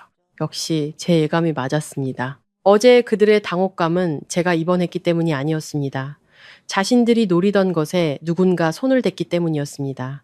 곧이어 준호의 목소리가 들렸습니다. 더 작고 낮았지만 모든 단어가 제 머릿속에 박힐 만큼 선명했습니다. 알아요. 그런데 이제 최 이사까지 나섰으니 전보다 어려워졌어요. 저는 눈을 질끈 감았습니다. 심장이 미친 듯이 뛰었죠. 시어머니 혼자만의 계획이 아니었습니다. 준호는 알고 있었고 동참했으며 어머니와 함께 저에게 서명을 받아낼 방법을 의논하고 있었습니다. 마치 아직 배송되지 않은 물건을 처리하는 것처럼 시어머니는 분한 듯이 말했습니다. 어려워도 해야지. 그럼 지난 몇 년간 걔한테 들인 공이 다 헛수고가 되는데? 그 말을 듣는 순간 마치 찬물을 뒤집어 쓴 기분이었습니다. 들인 공, 그 세 글자에 당장이라도 뛰쳐나가 그녀의 얼굴에 대고 묻고 싶었습니다. 어머니가 저한테 무슨 공을 들이셨는데요. 생활비는 제가 보탰고 전기세와 수도세도 제가 냈으며 집안일과 식사 준비, 빨래도 제가 했습니다. 어머니가 아프실 때마다 약을 사다 드린 것도 저예요. 그런데 그녀의 입에서 저는 키워준 존재가 되어 있었습니다. 가족도 며느리도 아닌 수학의 날을 기다리며 키운 투자 상품처럼 그 굴욕감은 그녀가 제 이불을 걷어찼을 때보다 더 고통스러웠습니다. 준호는 잠시 침묵하더니 냉혹할 정도로 차분한 목소리로 말을 이었습니다. 만약 걔가 계속 고집 부리면 이혼 이야기를 꺼낼 거예요. 하지만 그 전에 반드시 재산 포기 각서에 서명을 받아야 돼요. 모든 단어가 망치처럼 제 머리를 내리쳤습니다. 이혼. 그 두 글자가 부부싸움 중에 나왔더라면 차라리 덜 아팠을 겁니다. 하지만 지금은 계산적인 사람의 입에서 아무렇지 않게 흘러나왔습니다. 사랑이 식어서도 갈등을 해결할 수 없어서도 아니었습니다. 제가 서명을 거부하면 그들은 저를 마지막 단계로 밀어붙일 것이었습니다. 여기서의 이혼은 부부관계의 파탄이 아니라 그들의 계획을 위한 마지막 카드였습니다. 시어머니는 냉소적으로 웃었습니다. 얼굴은 보이지 않았지만 그 웃음소리만으로도 그녀의 표정을 상상할 수 있었습니다. 그래, 한 푼도 못 건질 거면 못하러 이혼해서 시간 낭비해. 저는 그 자리에 얼어붙었습니다. 그 순간 제 안에 모든 것이 무너져 내렸습니다. 더 이상 어리석은 희망은 없었습니다. 준호는 그저 나약한 사람이 아니라 어머니와 아내 사이에서 힘들어하는 것이 아니었습니다. 어젯밤 제 앞에서 피곤하고 힘든 척 저를 가엾게 여기는 듯한 표정을 지었던 그 남자는 사실 그들이 아직 손에 넣지 못한 것을 마저 빼앗을 방법을 찾고 있었던 겁니다. 나를 너무 몰아붙이지 마 라고 말하던 그의 눈빛, 완벽하게 연기했던 그 고통스러운 표정을 떠올리니 구역질이 났습니다. 바로 그때 복도 끝에서 약품 카트가 굴러오는 소리가 들렸습니다. 간호사가 지나가자 두 사람은 즉시 입을 다물었습니다. 의자가 조심스럽게 움직이는 소리, 그리고 마치 아무 대화도 없었던 것처럼 각자 다른 방향으로 흩어지는 발소리가 들렸습니다. 불과 몇 초 전까지 저에게서 재산을 빼앗을 모의를 하던 사람들이 다른 사람이 지나가자 아픈 가족을 돌보는 보호자처럼 자연스럽게 흩어졌습니다. 그 매끄러운 연기에 소름이 끼쳤습니다. 이것은 우발적인 행동이 아니었습니다. 순간적인 분노도 아니었습니다. 이것은 계산된 음모였습니다. 계획이 있었고 각본이 있었으며 아마 아주 오래전부터 진행되어 왔을 겁니다. 저는 손톱이 하얗게 질릴 정도로 이불을 꽉 쥐었습니다. 심장은 거세게 뛰었지만 정신은 얼음장처럼 차갑고 맑아졌습니다. 저는 진작 깨달았어야 할 사실을 비로소 알게 되었습니다. 그들 모자에게 저는 더 이상 사랑하거나 존중해야 할 사람이 아니었습니다. 저는 그저 문이었습니다. 열리면은 들어가서 돈을 가져오고 열리지 않으면 자물쇠를 부수는, 만약 부수지 못하면 떠나겠지만 떠나기 전까지 남은 것을 샅샅이 긁어가려는, 저는 소리가 새어나가지 않도록 입술을 깨물고 안쪽으로 돌아누웠습니다. 그들이 두려워서가 아니었습니다. 이 순간부터 단 한 번도 약해져서는 안 된다는 것을 알았기 때문입니다. 만약 제가 또 마음이 약해진다면 죽는 것은 저일 겁니다. 열병이 아니라 어리석음과 잘못된 믿음 때문에 그들이 파놓은 함정에 제 발로 걸어 들어가 죽게 될 겁니다. 복도에서는 더 이상 말소리가 들리지 않았지만 제 머릿속에서는 그들의 대화가 생생하게 울렸습니다. 무조건 서명받아내. 걔한테 드린 공. 한 푼도 못 건질 거면 이혼은 무슨. 저는 눈을 감고 심호흡을 했습니다. 이제야 알겠습니다. 이것은 더 이상 고부 갈등이 아니었습니다. 이것은 사냥이었고 제가 정신을 차리지 않으면 마지막 한 조각까지 발라먹히는 사냥감이 될 것이었습니다. 다음 날 아침 창문 커튼 사이로 희미한 햇살이 비칠 때 잠에서 깼습니다. 몸은 여전히 찌뿌둥했고 목구멍은 썼습니다. 하지만 정신은 그 어느 때보다 맑았습니다. 마치 누군가에게 진실의 따귀를 맞은 사람처럼 더 이상 희미한 기대도 자기 기만도 설마 그 정도까지는 아니겠지라는 생각도 없었습니다. 저는 가만히 누워 천장을 보며 어젯밤 복도에서 들었던 말들을 하나하나 곱씹었습니다. 무조건 서명받아내. 만약 걔가 계속 고집 부리면 이혼 이야기를 꺼낼 거야. 한 푼도 못 건질 거면 못하러 이혼해. 생각만 해도 가슴이 답답해졌습니다. 하지만 이상하게도 눈물은 나지 않았습니다. 하룻밤 사이에 정신을 차리기에 충분한 충격을 받은 탓인지 눈물샘이 말라버린 것 같았습니다. 아침 8시쯤 박준호가 다시 병실을 찾아왔습니다. 그는 어젯밤과는 완전히 다른 얼굴로 들어섰습니다. 더 이상 분노하거나 소리치지 않았죠. 셔츠는 깔끔하게 다려져 있었고 머리는 단정했으며 손에는 죽과 과일 주스까지 들려 있었습니다. 모르는 사람이 봤다면 아픈 아내를 정성껏 돌보는 남편이라고 생각했을 겁니다. 준호는 의자를 끌어와 침대 옆에 앉아 가식적일 정도로 부드럽고 낮은 목소리로 말했습니다. 어젯밤에 내가 너무 화를 냈어. 너무 신경 쓰지 마. 집에 가서 차분하게 이야기하자. 저는 고개를 돌려 그를 쳐다봤습니다. 눈도 깜빡이지 않고 시선도 피하지 않았습니다. 아주 오랫동안 쳐다보자 그의 얼굴에 걸려있던 어색한 미소가 굳어지기 시작했습니다. 예전 같았더라면은 그가 이렇게 목소리를 낮추는 것만으로도 제 마음은 반쯤 누그러졌을 겁니다. 하지만 어젯밤의 대화를 들은 지금 그의 다정한 모습은 구역질만 나게 했습니다. 저는 돌려 말하지 않고 바로 물었습니다. 무슨 이야기? 서명하는 이야기? 아니면 이혼하는 이야기? 준호는 흠칫했습니다. 그의 얼굴이 순간적으로 굳어지는 것을 똑똑히 보았습니다. 아주 짧은 순간이었지만 제가 정곡을 찔렀다는 것을 알기에 충분했습니다. 그는 곧바로 억지 웃음을 지으며 애써 평온한 목소리를 유지했습니다. 누구한테 이상한 소리 들었구나. 아프니까 별 생각을 다 하네. 저는 제가 엿들었다는 사실을 바로 밝히지 않았습니다. 그저 그를 쳐다보며 제 자신도 낯설게 느껴질 만큼 차가운 목소리로 말했습니다. 이제부터 당신이 하는 모든 말, 나는 다시 확인할 거야. 방 안은 침묵에 휩싸였습니다. 준호는 눈을 가늘게 뜨고 저를 쳐다봤습니다. 아마 그는 처음으로 제가 더 이상 인내심 많고 몇 마디 말에 쉽게 누그러지는 아내가 아니라는 것을 깨달았을 겁니다. 그가 무언가 말하려던 순간 병실 문이 다시 열렸습니다. 최 이사님이 들어왔습니다. 그의 손에는 생각보다 두꺼운 노란색 서류 봉투가 들려 있었습니다. 그는 준호를 쳐다보지도 않고 곧장 테이블로 와서 서류 봉투를 내려놓고는 저를 돌아봤습니다. 그의 목소리는 낮고 또렷했으며 모든 단어가 모처럼 박히는 듯 했습니다. 이서연 양, 이건 자네 아버님께서 남기신 모든 재산 서류일세. 꼼꼼히 읽어보게. 오늘부터 변호사 검토 없이는 그 어떤 것에도 서명하면 안 되네. 준호의 입꼬리가 미세하게 떨리는 것을 보았습니다. 그는 즉시 끼어들려 했습니다. 이사님, 지금 서연이한테 그런 서류를 주시면 어떡해요? 쟤 지금 아픈데 나중에 최 이사님은 그의 말을 단 한마디로 잘랐습니다. 나는 이서연 양에게 말하는 거지. 자네에게 말하는 게 아닐세. 그 짧은 한마디에 준호는 할 말을 잃었습니다. 저는 서류 봉투를 제 쪽으로 끌어당겼습니다. 손에 아직 힘이 없었지만 정신은 이상할 정도로 맑았습니다. 봉투를 열자 수많은 서류가 눈앞에 나타났습니다. 공증된 사본, 소유권 확인서, 양도 서류, 그리고 솔직히 며칠 전이었다면 보기만 해도 머리가 아팠을 법한 문서들이었습니다. 하지만 이번에는 아주 천천히 읽었습니다. 읽으면 읽을수록 마음이 차갑게 식었습니다.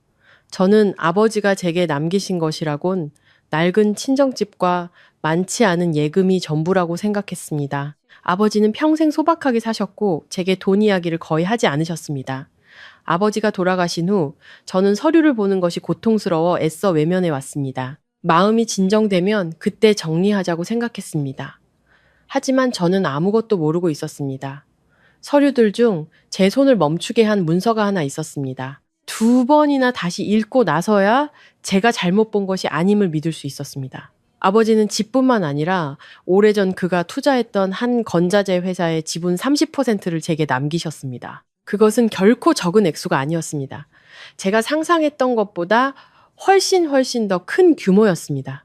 저는 그 자리에 얼어붙었습니다. 머릿속의 모든 조각들이 소름 끼치도록 빠르게 맞춰졌습니다. 준호의 가식적인 인내심, 날이 갈수록 노골적이 되어가던 시어머니의 탐욕, 친정에 대한 질문들, 서명을 재촉하던 행동들, 그리고 저를 붙잡아두면서도 동시에 경멸하던 그들의 태도, 모든 것이 오직 돈이라는 한 글자를 중심으로 돌아가고 있었습니다.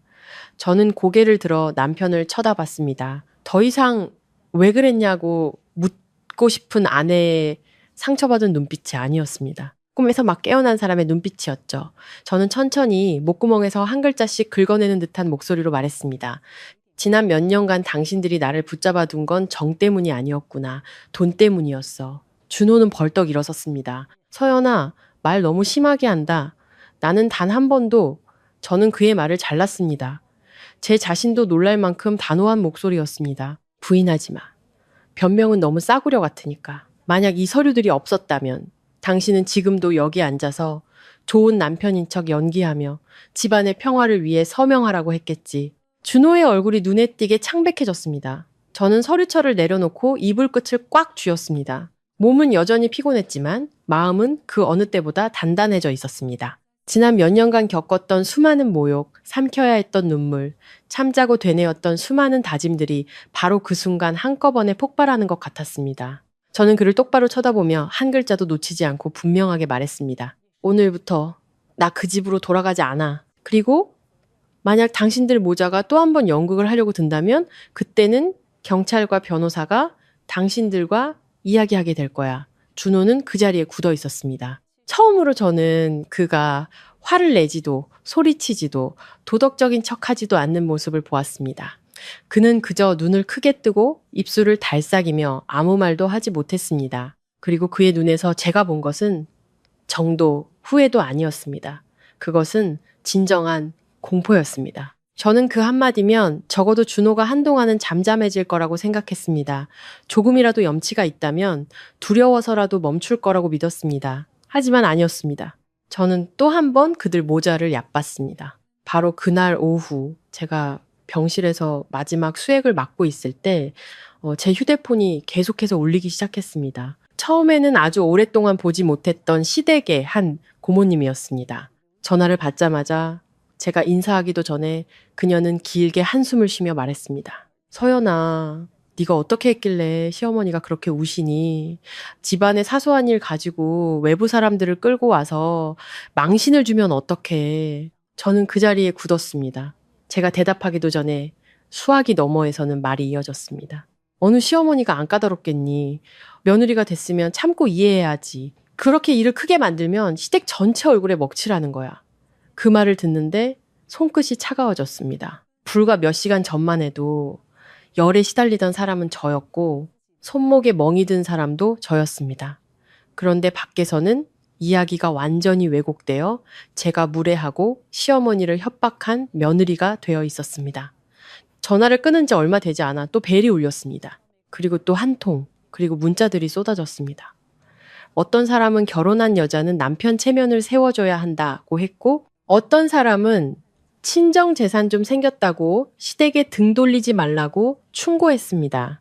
심지어 어떤 사람은 판사처럼 비난하는 목소리로 직설적으로 말했습니다. 가난할 땐 잘 참더니 친정돈 좀 생기니까 바로 얼굴색이 변하는구나. 저는 계속해서 켜졌다 꺼지는 휴대폰 화면을 멍하니 바라봤습니다. 머릿속에는 단 하나의 생각뿐이었습니다. 시어머니가 먼저 손을 썼구나. 보지 않아도 그녀의 모습이 눈에 선했습니다. 분명 여기저기 전화를 걸어 특유의 울먹이는 목소리로 하소연했을 겁니다. 모르는 사람이 들으면 누구나 그녀를 동정할 만한 목소리로요. 그녀는 제가 무례하다고, 남편과 집을 버렸다고, 돈이 생기자마자 변했다고 말했을 겁니다. 그리고 가장 무서운 것은 그녀가 마치 자신이 피해자인 것처럼 연기했을 거라는 사실입니다. 제가 충격에서 벗어나기도 전에 최 이사님이 자신의 휴대폰을 제 앞에 내려놓았습니다.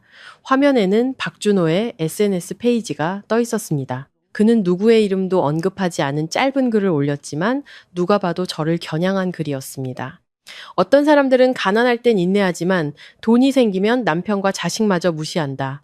저는 그 문장을 오랫동안 쳐다봤습니다. 며칠 전이었다면 저는 아마 울었을 겁니다. 분하고 억울해서 몸을 떨었을 겁니다. 어떻게 평생을 함께하기로 한 사람이 나를 여론의 한가운데로 내던질 수 있는지 이해할 수 없었을 겁니다. 하지만 이상하게도 그때 저는 눈물이 나지 않았습니다. 그저 추웠습니다. 제 팔에 꽂힌 링거액이 제 마음보다 더 따뜻하게 느껴질 정도로 그들은 돈만 원하는 것이 아니었습니다. 그들은 저를 불리한 위치로 몰아넣고 제 스스로가 잘못했다고 느끼게 만들고 싶었던 겁니다. 그래서 나중에 더 큰일이 생겼을 때 세상 사람들이 저를 시댁에 의해 막다른 길로 몰린 여성이 아니라 돈 때문에 변심한 아내로 기억하게 만들려는 것이었습니다. 저는 휴대폰 화면을 끄고 이불 위에 내려놓은 뒤 최 이사님을 쳐다봤습니다. 아주 느리고 낮은 목소리였지만 모든 단어가 제 마음속에서 곱씹어져 나온 것 같았습니다. 더 이상 말로 해명하고 싶지 않아요. 저들이 두 번 다시 입을 열지 못하게 만들고 싶어요.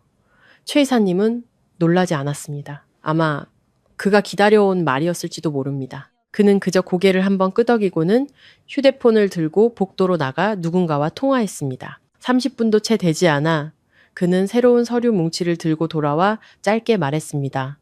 좋아. 그럼 이제부터는 증거로 말하지. 저는 그가 하나하나 일을 처리하는 것을 조용히 들었습니다. 우선 제가 밥을 차리라고 끌려 나왔던 그날 오후 시댁 앞에 CCTV 영상을 확보했습니다. 다행히 옆집에 설치된 카메라가 비스듬히 출입구를 비추고 있었고 드나드는 사람을 확인할 수 있었습니다.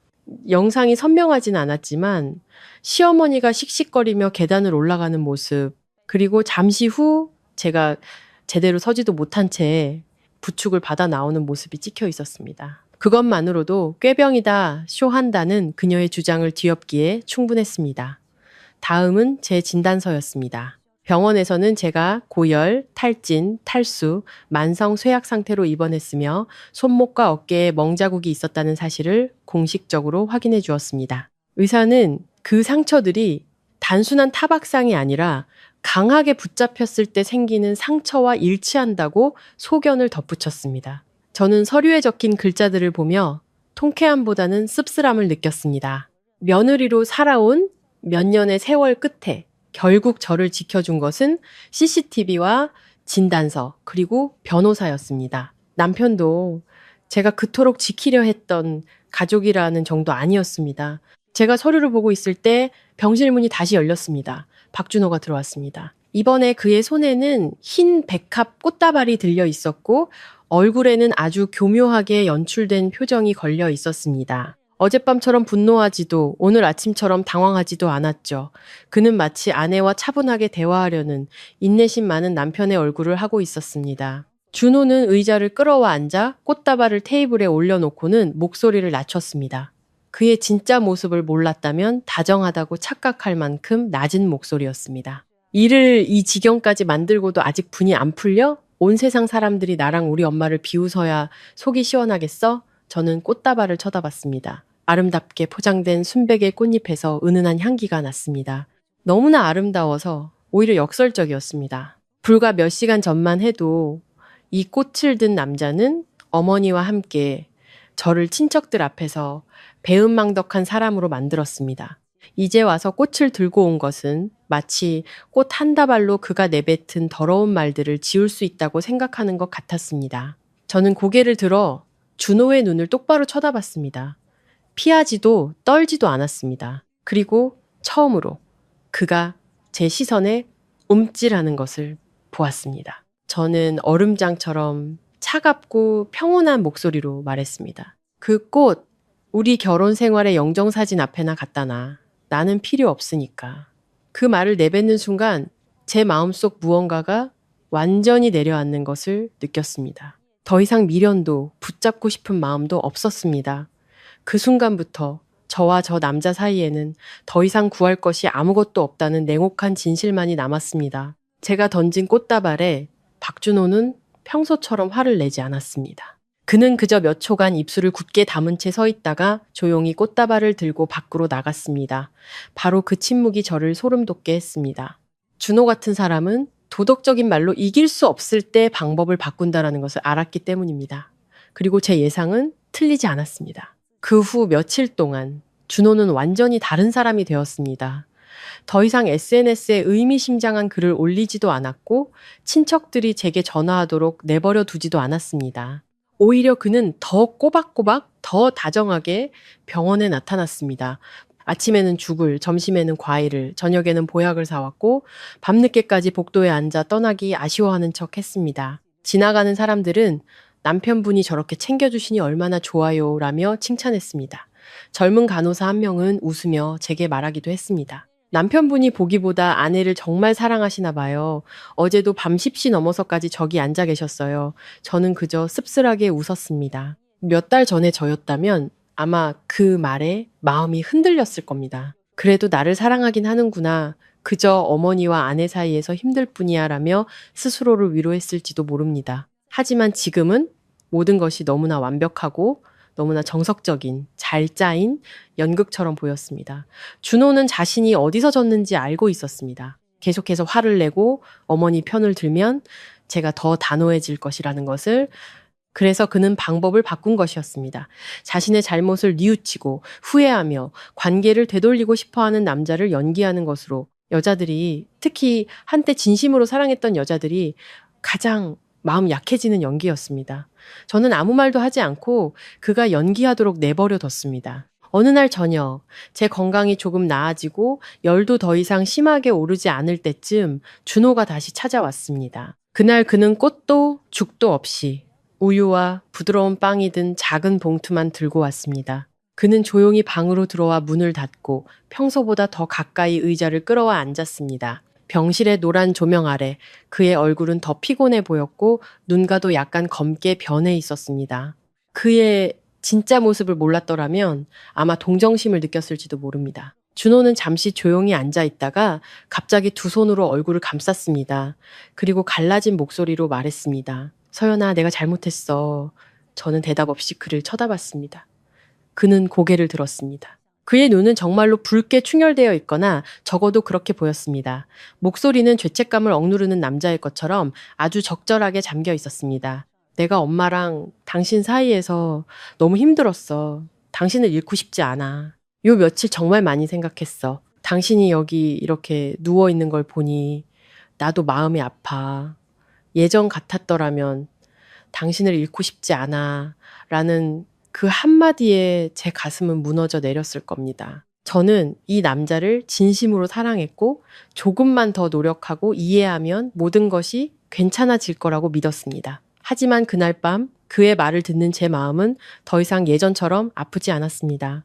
저는 그저 그의 얼굴에 걸린 너무나 완벽한 고통의 표정을 차분히 바라보며 그가 어디까지 갈지 기다렸습니다. 역시나 준호는 몇 분 더 앉아 있다가 슬그머니 다른 이야기로 화제를 돌렸습니다. 그는 제 건강은 어떤지, 의사는 언제 퇴원하라고 하는지 묻더니 갑자기 몸을 숙여들고 온 봉투를 뒤적였습니다. 그리고 그 안에서 하얀색 서류 봉투 하나를 꺼내 제 이불 위에 아주 조심스럽게 올려놓았습니다. 저는 그 봉투를 보며 조금도 놀라지 않았습니다. 다만 이번에는 무슨 수작을 부릴지 그의 입으로 직접 듣고 싶었습니다. 준호는 봉투를 제 쪽으로 밀며 마치 제가 상처받을까봐 두려워하는 듯한 부드러운 목소리로 말했습니다. 서연아, 이건 그냥 임시재산 확인서야. 내가 아는 사람한테 부탁해서 만들었어. 나중에 혹시라도 무슨 일이 생기면 엄마가 오해받는 일도 없고 당신도 복잡하지 않을 거야.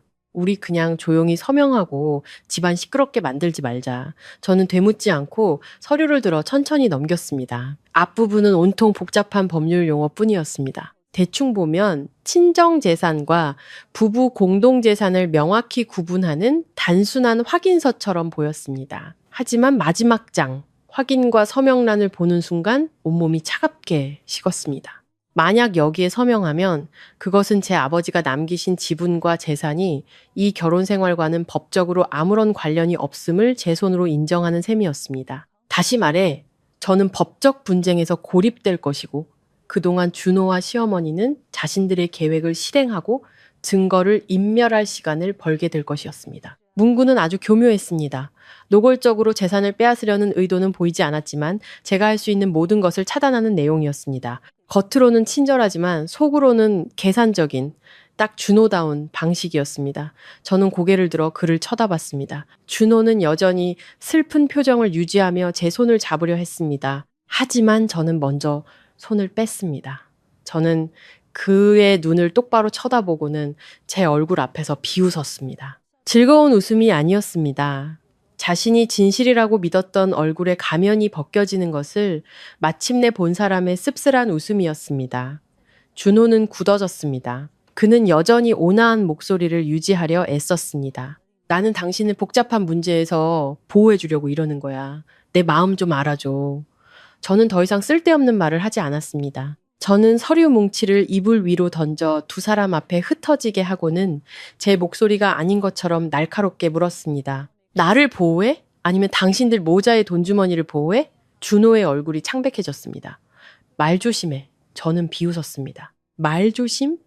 아내 병상에 찾아와서 입으로는 걱정하는 척하면서 손으로는 함정이 담긴 서류를 내미는 사람이 나한테 말 조심하라고? 바로 그때 병실 문이 열렸습니다. 약속이라도 한 듯 최 이사님이 들어왔습니다. 그는 제 이불 위에 흩어진 서류를 보고도 전혀 놀라지 않았습니다. 그는 남은 의자를 끌어와 태연하게 앉더니 서류 가방에서 복사된 종이 한 장을 꺼내 준호의 앞에 놓았습니다. 그의 목소리는 평온했지만 모든 단어가 망치처럼 울렸습니다. 설명해보게. 3일 전에 자네는 공동 계좌에서 김미숙 씨 계좌로 7천만 원을 이체했더군. 내용은 보관이라고 되어 있던데 뭘 보관하려던 건가? 저는 준호를 쳐다봤습니다. 이번에는 그의 얼굴이 그저 굳어진 것이 아니라 완전히 잿빛이 되었습니다. 그의 입술이 달싹였고 눈은 믿을 수 없다는 듯 복사본에 고정되어 있었습니다. 어떻게 다른 사람이 그렇게 빨리 알 수 있었는지. 준호는 의미 없는 소리를 몇 번 내뱉더니 궁지에 몰린 사람처럼 갑자기 날카롭게 소리쳤습니다. 그건 우리 부부 돈이에요. 외부 사람이 상관할 바 아니에요. 저는 몸을 바로 세우고 그가 방금 가져온 서류 뭉치 위에 손을 얹은 채 그의 얼굴을 똑바로 쳐다봤습니다. 이번에는 돌려 말하고 싶지 않았습니다. 저는 또박또박 한 글자씩 말했습니다. 부부 돈을 도둑처럼 옮기고 서류는 사기꾼처럼 속여서 서명받으려고 해? 박준호 씨, 이제 착한 사람인 척 연기하지 마. 당신 연기 정말 형편없으니까.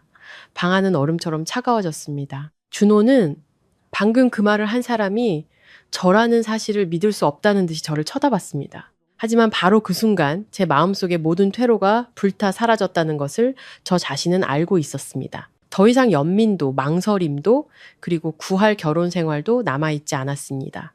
그 정도로 속내가 드러났으니 이제 그들 모자도 한동안은 물러설 거라고 생각했습니다. 적어도 더 제대로 된 반격 방법을 찾기 전까지는요. 하지만 저는 또 틀렸습니다. 돈을 목적으로 삼는 사람들은 계획이 발각되었다고 멈추지 않았습니다. 그들은 그저 공격 방식을 바꿀 뿐이었습니다. 진짜 사건은 다음날 저녁에 터졌습니다.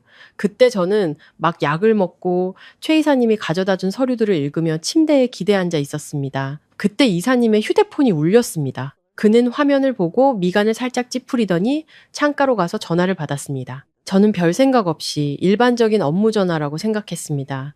하지만 불과 2분 후 그가 돌아왔을 때 그의 얼굴은 심각하게 굳어 있었습니다. 특유의 침착함은 여전했지만 눈에는 아주 선명한 냉기가 서려 있었죠. 저는 서류를 내려놓고 바로 물었습니다. 무슨 일이에요, 이사님? 그는 바로 대답하지 않았습니다. 의자를 끌어와 앉아 어디까지 말해야 할지 고민하는 듯 저를 몇 초간 바라보다가 천천히 입을 열었습니다. 은행에 있는 지인이 방금 소식을 전해왔네. 오늘 오후에 김미숙 씨가 서류 복사본 몇 장과 수첩을 들고 와서 상담을 받았다고 하더군. 저는 무슨 말인지 바로 이해하지 못했습니다. 무슨 상담이요? 최 이사님은 안경을 벗으며 평온하지만 아주 무거운 목소리로 말했습니다. 그 서류 중 일부는 마치 자네가 시댁에서 돈을 빌리고 시어머니 돈을 빌려 투자했다가 실패한 것처럼 기록되어 있었다고 하네. 간단히 말해 그들은 역으로 서류를 조작하고 있는 걸세. 등골을 타고 차가운 기운이 흘렀습니다. 저는 그와 제 손을 번갈아 쳐다봤습니다. 손끝이 얼음장처럼 차가워졌죠. 그것만으로는 부족했던 겁니다.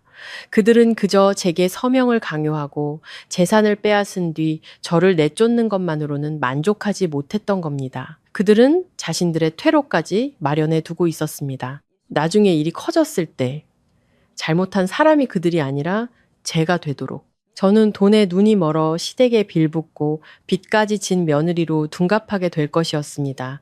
저는 입술을 깨물고 떨리는 목소리로 작게 물었습니다. 모든 걸 제 탓으로 돌리려는 거군요.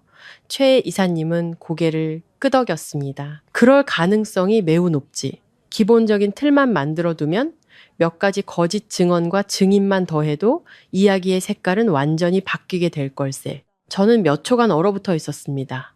머릿속에 수많은 장면이 스쳐 지나갔습니다. 제가 차렸던 밥상, 생활비로 냈던 돈, 시어머니를 위해 사다 드린 약, 준호가 돈이 없다고 할 때마다 제가 대신 냈던 공과금들. 그런데 이제 몇 장의 조작된 기록만으로 저는 시댁 돈을 빌려 쓰고 갚지 않은 파렴치한 사람이 될 수도 있었습니다. 하지만 그것이 가장 소름 끼치는 부분은 아니었습니다. 최 이사님은 메모지 한 장을 더 테이블에 내려놓으며 말을 이었습니다. 조금 더 알아보게 했네. 준호가 비밀리에 평판이 좋지 않은 법률사무소와 접촉해서 거액의 재산을 상속받은 후 정신적으로 불안정한 증세를 보이는 사람을 증명하는 방법에 대해 문의했다는 정보가 있네. 저는 마치 누군가에게 세게 뺨을 맞은 것 같았습니다. 정신적으로 불안정, 저는 되물었습니다. 제 목소리가 낯설게 들렸죠. 최 이사님은 저를 똑바로 쳐다봤습니다. 목적은 분명하네. 나중에 자네가 그들에게 불리한 말을 할 경우 자네를 통제불능의 망상에 시달리는 믿을 수 없는 사람으로 만들어 증언의 신빙성을 떨어뜨리려는 걸세. 저는 더 이상 즉각적인 분노를 느끼지 못했습니다. 그저 텅 비어버렸습니다. 온몸에 피가 빠져나간 것처럼 차가운 공허함만이 남았습니다. 매일 밤 제 곁에 눕고 저를 아내라고 부르고 어려운 일은 함께 헤쳐나가자고 말했던 남자가 이제는 제 재산을 깨끗하게 빼앗기 위해 저를 정신병자로 만들 방법을 알아보고 있었습니다. 저는 눈을 감았습니다. 바로 그 순간 제 머릿속에 아주 사소한 기억 하나가 떠올랐습니다. 이 지경까지 오지 않았다면 아마 평생 기억해내지 못했을 기억이었습니다. 몇 달 전부터 준호는 제게 하얀색 알약을 주며 불면증과 쇠약에 좋은 영양제라고 했습니다. 한 번은 세약병을 가져와 침대 머리맡에 두고는 말했습니다. 자기 전에 꼭 하나씩 먹어. 당신 요즘 너무 예민해. 저는 몇 번 먹다가 아침에 일어나면 머리가 무겁고 몸이 멍해서 임의로 먹지 않았습니다. 제가 거부할 때마다 준호는 짜증을 냈습니다. 소리치지는 않았지만 아주 불쾌한 목소리였죠. 당신 걱정해서 챙겨주는 건데 왜 그렇게 유난이야. 그때는 그가 그저 까다롭다고 생각했습니다. 하지만 지금 모든 것을 연결해보니 너무나 이상했습니다. 그 약이 무엇이었는지 확신할 수도 증거도 없었지만 그 기억을 떠올리는 것만으로도 목이 메어왔습니다. 저는 눈을 뜨고 최 이사님을 쳐다봤습니다. 제 얼굴이 얼마나 끔찍했는지 그가 조용히 말했습니다. 서연 양, 진정하게. 아직 단정하기엔 이르지만 적어도 이제 그들이 무슨 수를 쓰려는지 알게 됐네. 저는 심호흡을 했습니다. 머릿속에는 더 이상 아내로서의 고통은 남아있지 않았습니다. 그것은 다른 감정으로 변해 있었습니다. 더 차갑고 더 선명하며 더 결단력 있는 감정으로 저는 아주 천천히 말했습니다. 더 이상 방어만 하고 싶지 않아요. 저들이 제 발로 함정에 걸어 들어오게 만들고 싶어요. 최 이사님은 몇 초간 조용히 있다가 고개를 끄덕였습니다. 나도 그렇게 생각하네. 계획은 거의 즉시 세워졌습니다. 저는 더 이상 정면으로 맞서지 않을 것이었습니다. 말투와 태도를 바꿀 것이었습니다. 너무 지쳐서 더 이상 싸우고 싶지 않은 약해진 여자인 척 할 것이었습니다. 저는 준호에게 문자를 보내 이 일을 더 이상 길게 끌고 싶지 않다고 그와 시어머니가 진심으로 사과한다면 용서할 것을 고려해 보겠다고 할 것이었습니다. 서류나 재산, 변호사 이야기는 일절 꺼내지 않았습니다. 그가 아직 내가 정에 약하구나, 아직 미련이 남았구나, 한 번 더 속일 수 있겠구나 라고 믿게 만들 만큼의 양보였습니다. 저는 휴대폰을 쥔 채 조금도 떨지 않았습니다. 이상하게도 저는 항상 제가 마음 약한 여자라고 생각했습니다. 하지만 벼랑 끝에 몰리니 부드러운 마음도 돌처럼 굳어질 수 있다는 것을 알게 되었습니다. 저는 계획대로 준호에게 짧은 문자를 보냈습니다. 나 너무 지쳤어. 더 이상 시끄럽게 만들고 싶지 않아. 만약 당신과 어머니가 정말 조용히 해결하고 싶다면 만나서 제대로 이야기해. 나는 진심 어린 사과 한마디면 돼. 문자를 보낸 지 1분도 되지 않아 화면이 환하게 켜졌습니다. 준호의 답장은 아주 빨랐습니다. 마치 휴대폰 앞에서 기다리고 있었다는 듯이 그럴 줄 알았어. 당신 아직 나 사랑하잖아. 우리 부부답게 이야기하자. 다른 사람들 말에 휘둘리지 말고. 저는 그 문자를 보며 구역질이 났습니다. 서류로 저를 생매장하려 하고 정신병자로 만들려 하고 어머니와 함께 빚까지 떠넘길 계획을 세웠던 사람이 여전히 아무렇지 않게 부부라는 단어를 입에 올릴 수 있다니. 저는 휴대폰을 내려놓고 오랫동안 천장을 멍하니 쳐다봤습니다. 그리고 그 순간 저는 확신했습니다. 더 이상은 돌아가지 않겠다고. 이틀 후 제 제안대로 시댁의 가장 큰 어른인 큰아버님 댁에서 가족회의가 열렸습니다. 큰아버님은 집안의 체면을 누구보다 중시하고 성격이 강직하여 친척들 모두가 어려워하는 분이셨습니다. 제가 그 장소를 제안한 이유는 시어머니가 친척들 앞에서 체면 깎이는 것을 가장 두려워한다는 사실을 잘 알기 때문이었습니다. 그래서 그녀는 사람이 많으면 제가 일을 크게 벌이지 못할 것이라고 생각할 터였습니다. 저는 최 이사님과 함께 갔습니다. 대문으로 들어서기 전 그는 저를 한번 보더니 짧게 물었습니다. 확실한가? 저는 고개를 끄덕였습니다. 네, 확실해요. 그때 저는 더 이상 병원에 누워있던 때처럼 떨지 않았습니다. 몸은 아직 완전히 회복되지 않았지만 마음은 그 어느 때보다 단단했습니다. 한번 열어버린 문은 다시 닫고 아무것도 보지 못한 척 할 수 없는 법이니까요. 큰아버님 댁 거실은 생각보다 사람이 많았습니다. 큰아버님 부부 외에도 준호의 친가 쪽 고모와 삼촌들이 와 있었습니다. 명절이나 제사 때마다 거실 한가운데 앉아 차마라는 두 글자로 젊은 사람들을 훈계하기 좋아하던 어른들이었죠. 시어머니는 먼저 와서 가장 상석에 앉아 있었습니다. 허리를 꼿꼿이 세운 채 눈은 붉게 충혈되어 있었고 손에는 휴지를 들고 있었죠. 모르는 사람이 보면 세상에서 가장 억울한 사람처럼 보였습니다. 제가 들어서는 것을 보자마자 그녀는 눈을 깜빡이며 한숨과 함께 훌쩍였습니다. 나는 늙어서 그저 집안이 조용하길 바랄 뿐인데 며느리라는 애가 외부 사람들을 끌고 와서 나를 망신시키니 이보다 더한 굴욕이 어디 있겠어요. 준호는 어머니 옆에 앉아 즉시 연기에 동참했습니다. 그는 고개를 숙여 특유의 피곤한 표정을 적재적소에 드러냈습니다. 그리고는 고개를 들어 여러 밤 잠 못 이룬 사람처럼 갈라진 목소리로 말했습니다. 저는 그저 아내와 원만하게 해결하고 싶었을 뿐입니다. 하지만 서연이가 이제는 남편 말보다 다른 사람들 말을 더 믿어요. 무슨 일이 있어도 저와는 상의하지 않고 계속 저를 밀어내기만 합니다. 그 말을 듣자 친척들이 웅성거리기 시작했습니다. 한 고모는 저를 보며 반은 꾸짖고 반은 타이르는 목소리로 말했습니다. 서연아, 집안일은 문 걸어 잠그고 너희끼리 해결해야지. 그렇게 일을 크게 만들면 나중에 어떻게 얼굴 보고 살려고 그래. 다른 삼촌도 혀를 차며 거들었습니다. 결혼한 여자가 조금만 무슨 일 있으면 외부 사람부터 끌고 오는 거 아니야. 양쪽 집안 다 망신시키는 짓이야. 저는 가만히 앉아 있었습니다. 반박하지도 말을 끊지도 해명하지도 않았습니다. 저는 그들이 하고 싶은 말을 다 하도록 내버려 뒀습니다.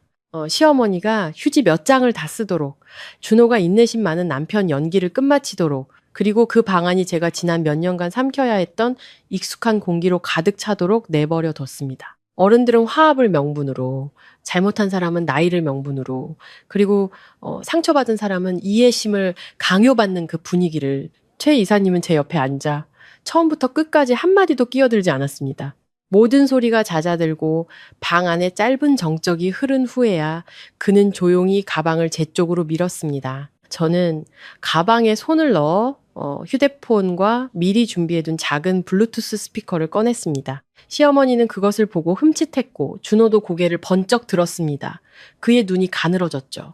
아마 그들 모자는 무언가 잘못되었다는 것을 직감했을 겁니다. 하지만 이미 늦었습니다. 저는 스피커를 테이블 중앙에 놓고 휴대폰과 연결한 뒤 아주 천천히 말했습니다. 방금까지 모든 분들이 제게 참으라고, 다시 생각해보라고, 남편과 시어머니를 생각하라고 충고하셨습니다.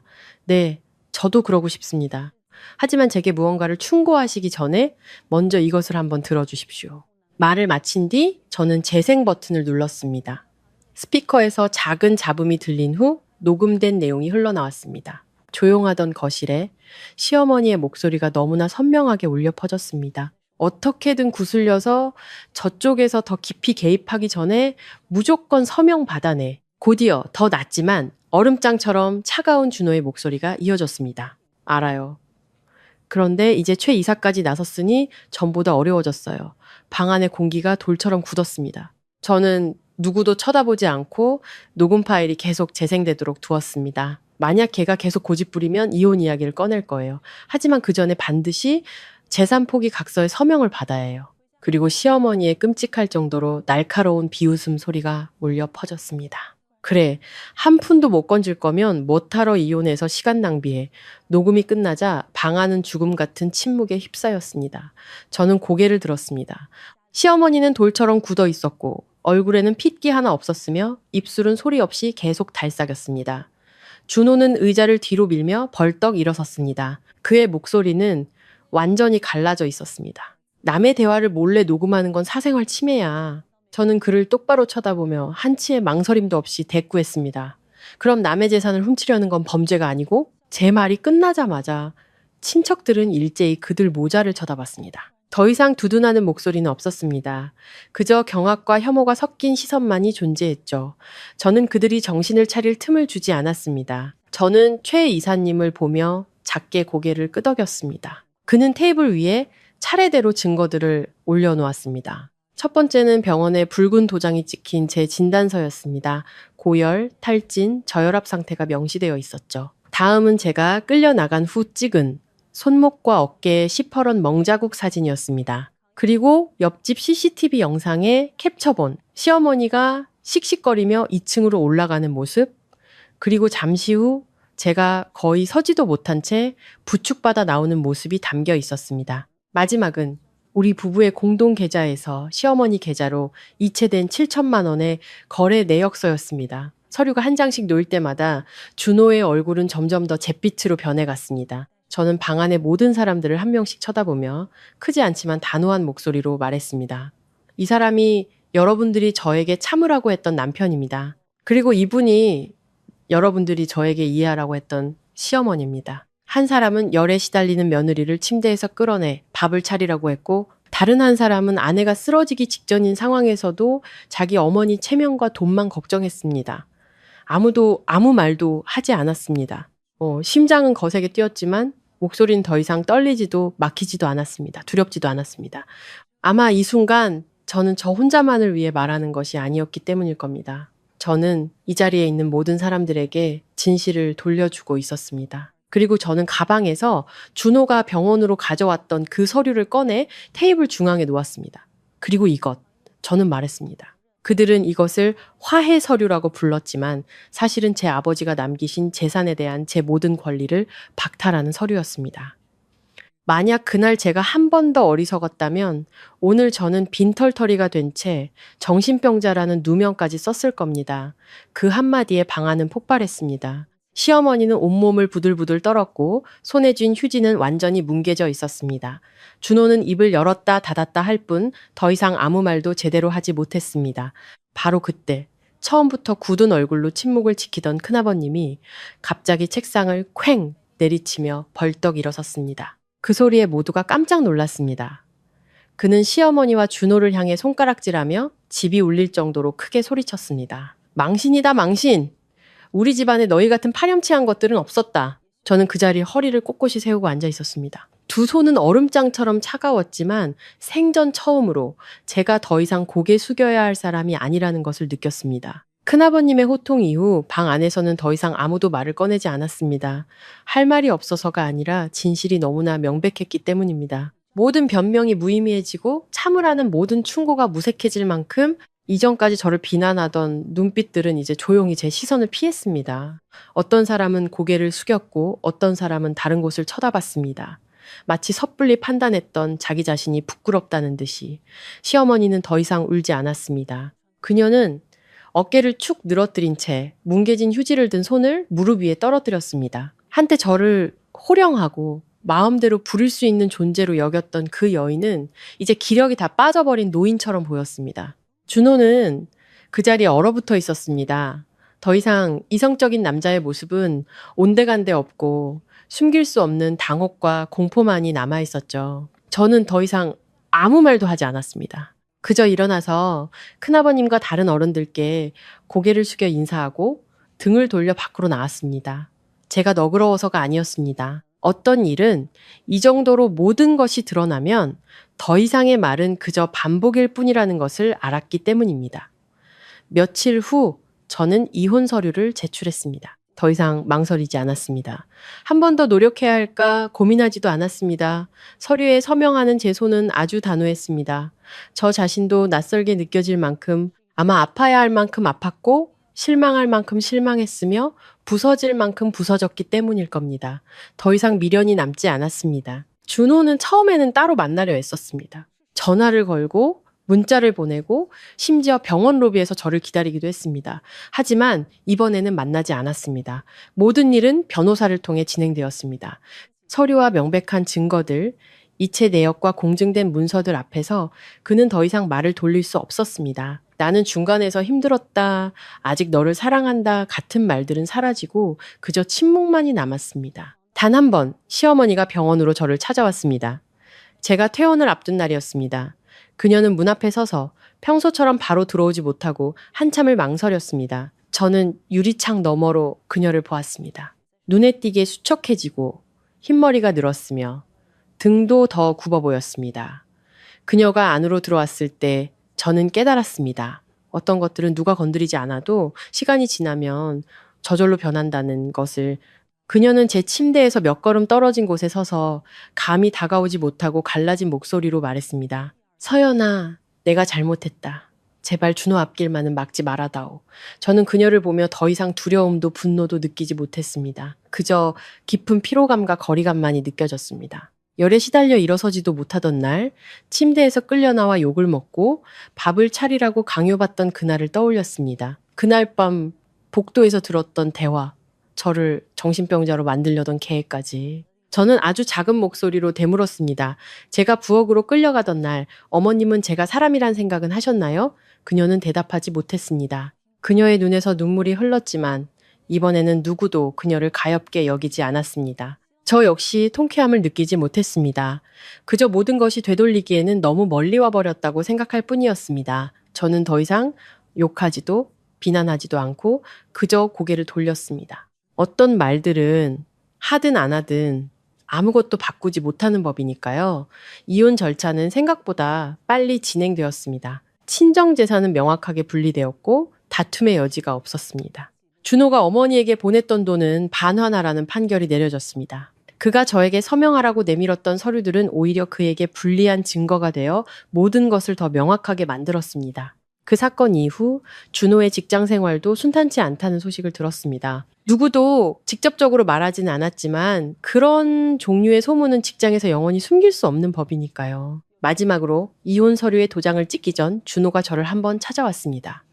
더 이상 분노하지도 착한 척 연기하지도 않았습니다. 그는 저를 오랫동안 바라보다가 자신도 모르게 불쑥 한마디 내뱉었습니다. 어머니가 처음부터 나를 압박했지만 그래도 한때는 진심으로 당신을 사랑했어. 저는 그 말을 듣고 그저 웃었습니다. 아주 가벼운 미소였지만 그 안에는 더 이상 어떤 감정도 남아있지 않다는 것을 저 자신은 알았습니다. 저는 말했습니다. 사랑해서 40도 열이 나는 나를 혼자 내버려뒀구나. 그런 사랑이라면 사양할게. 그는 더 이상 아무 말도 하지 않았습니다. 그리고 우리는 서명했습니다. 모든 것이 한 줄의 선처럼 가볍게 끝났지만 그 뒤에는 인생의 한 시절이 남았습니다. 저는 아버지가 남기신 옛집으로 돌아왔습니다. 크지는 않았지만 조용하고 아늑한 집이었습니다. 처음 며칠은 텅 빈 느낌에 시달렸습니다. 저녁이 되어도 사람 소리도 그릇 소리도 저를 긴장하게 만들던 말소리도 들리지 않았습니다. 때로는 혼자 앉아 집 안을 둘러보며 마음이 가벼워지면서도 동시에 무거워지는 것을 느꼈습니다. 하지만 시간이 지날수록 그 고요함이야말로 제가 오랫동안 갈망해 왔던 것이라는 사실을 깨달았습니다. 저는 아버지가 남기신 회사 지분을 관리하는 일에 적응하기 시작했습니다. 최 이사님의 도움을 받아 대단한 사람이 되기 위해서가 아니라 처음으로 제 인생을 제 손으로 결정하기 위해. 몇 달 후 작은 식당 앞을 지나가다가 우연히 시어머니가 구석 테이블에 혼자 앉아 있는 것을 보았습니다. 그녀는 고개를 숙이고 천천히 식사를 하고 있었고 북적이는 사람들 속에서 그녀의 모습은 유난히 작아 보였습니다. 저는 잠시 멈춰섰다가 그냥 지나쳐 갔습니다. 미워서가 아니었습니다. 어떤 이야기는 한 번 다치면 다시 열 필요가 없다는 것을 알기 때문이었습니다. 어떤 여자들은 평생 가족을 지키기 위해 참아야 하고 집안의 평화를 위해 견뎌야 하며 다른 사람을 위해 물러서야 한다고 배웁니다. 하지만 어느 순간 숨도 쉬기 힘들 만큼 지치고 나서야 아주 간단한 진실을 깨닫게 됩니다. 가족이란 내가 열에 시달려 쓰러져 있을 때 밥을 차리라고 끌어내는 곳이 아니라는 것을, 그리고 나를 안아주면서 동시에 내게서 얼마를 빼앗을 수 있을지 계산하는 것은 더더욱 아니라는 것을. 그 결혼 생활에서 걸어 나온 후에야 저는 아주 아프지만 아주 진실된 사실 하나를 알게 되었습니다. 나 자신을 사랑하는 거는 이기적인 것이 아니라 비로소 깨어나는 것이라는 것을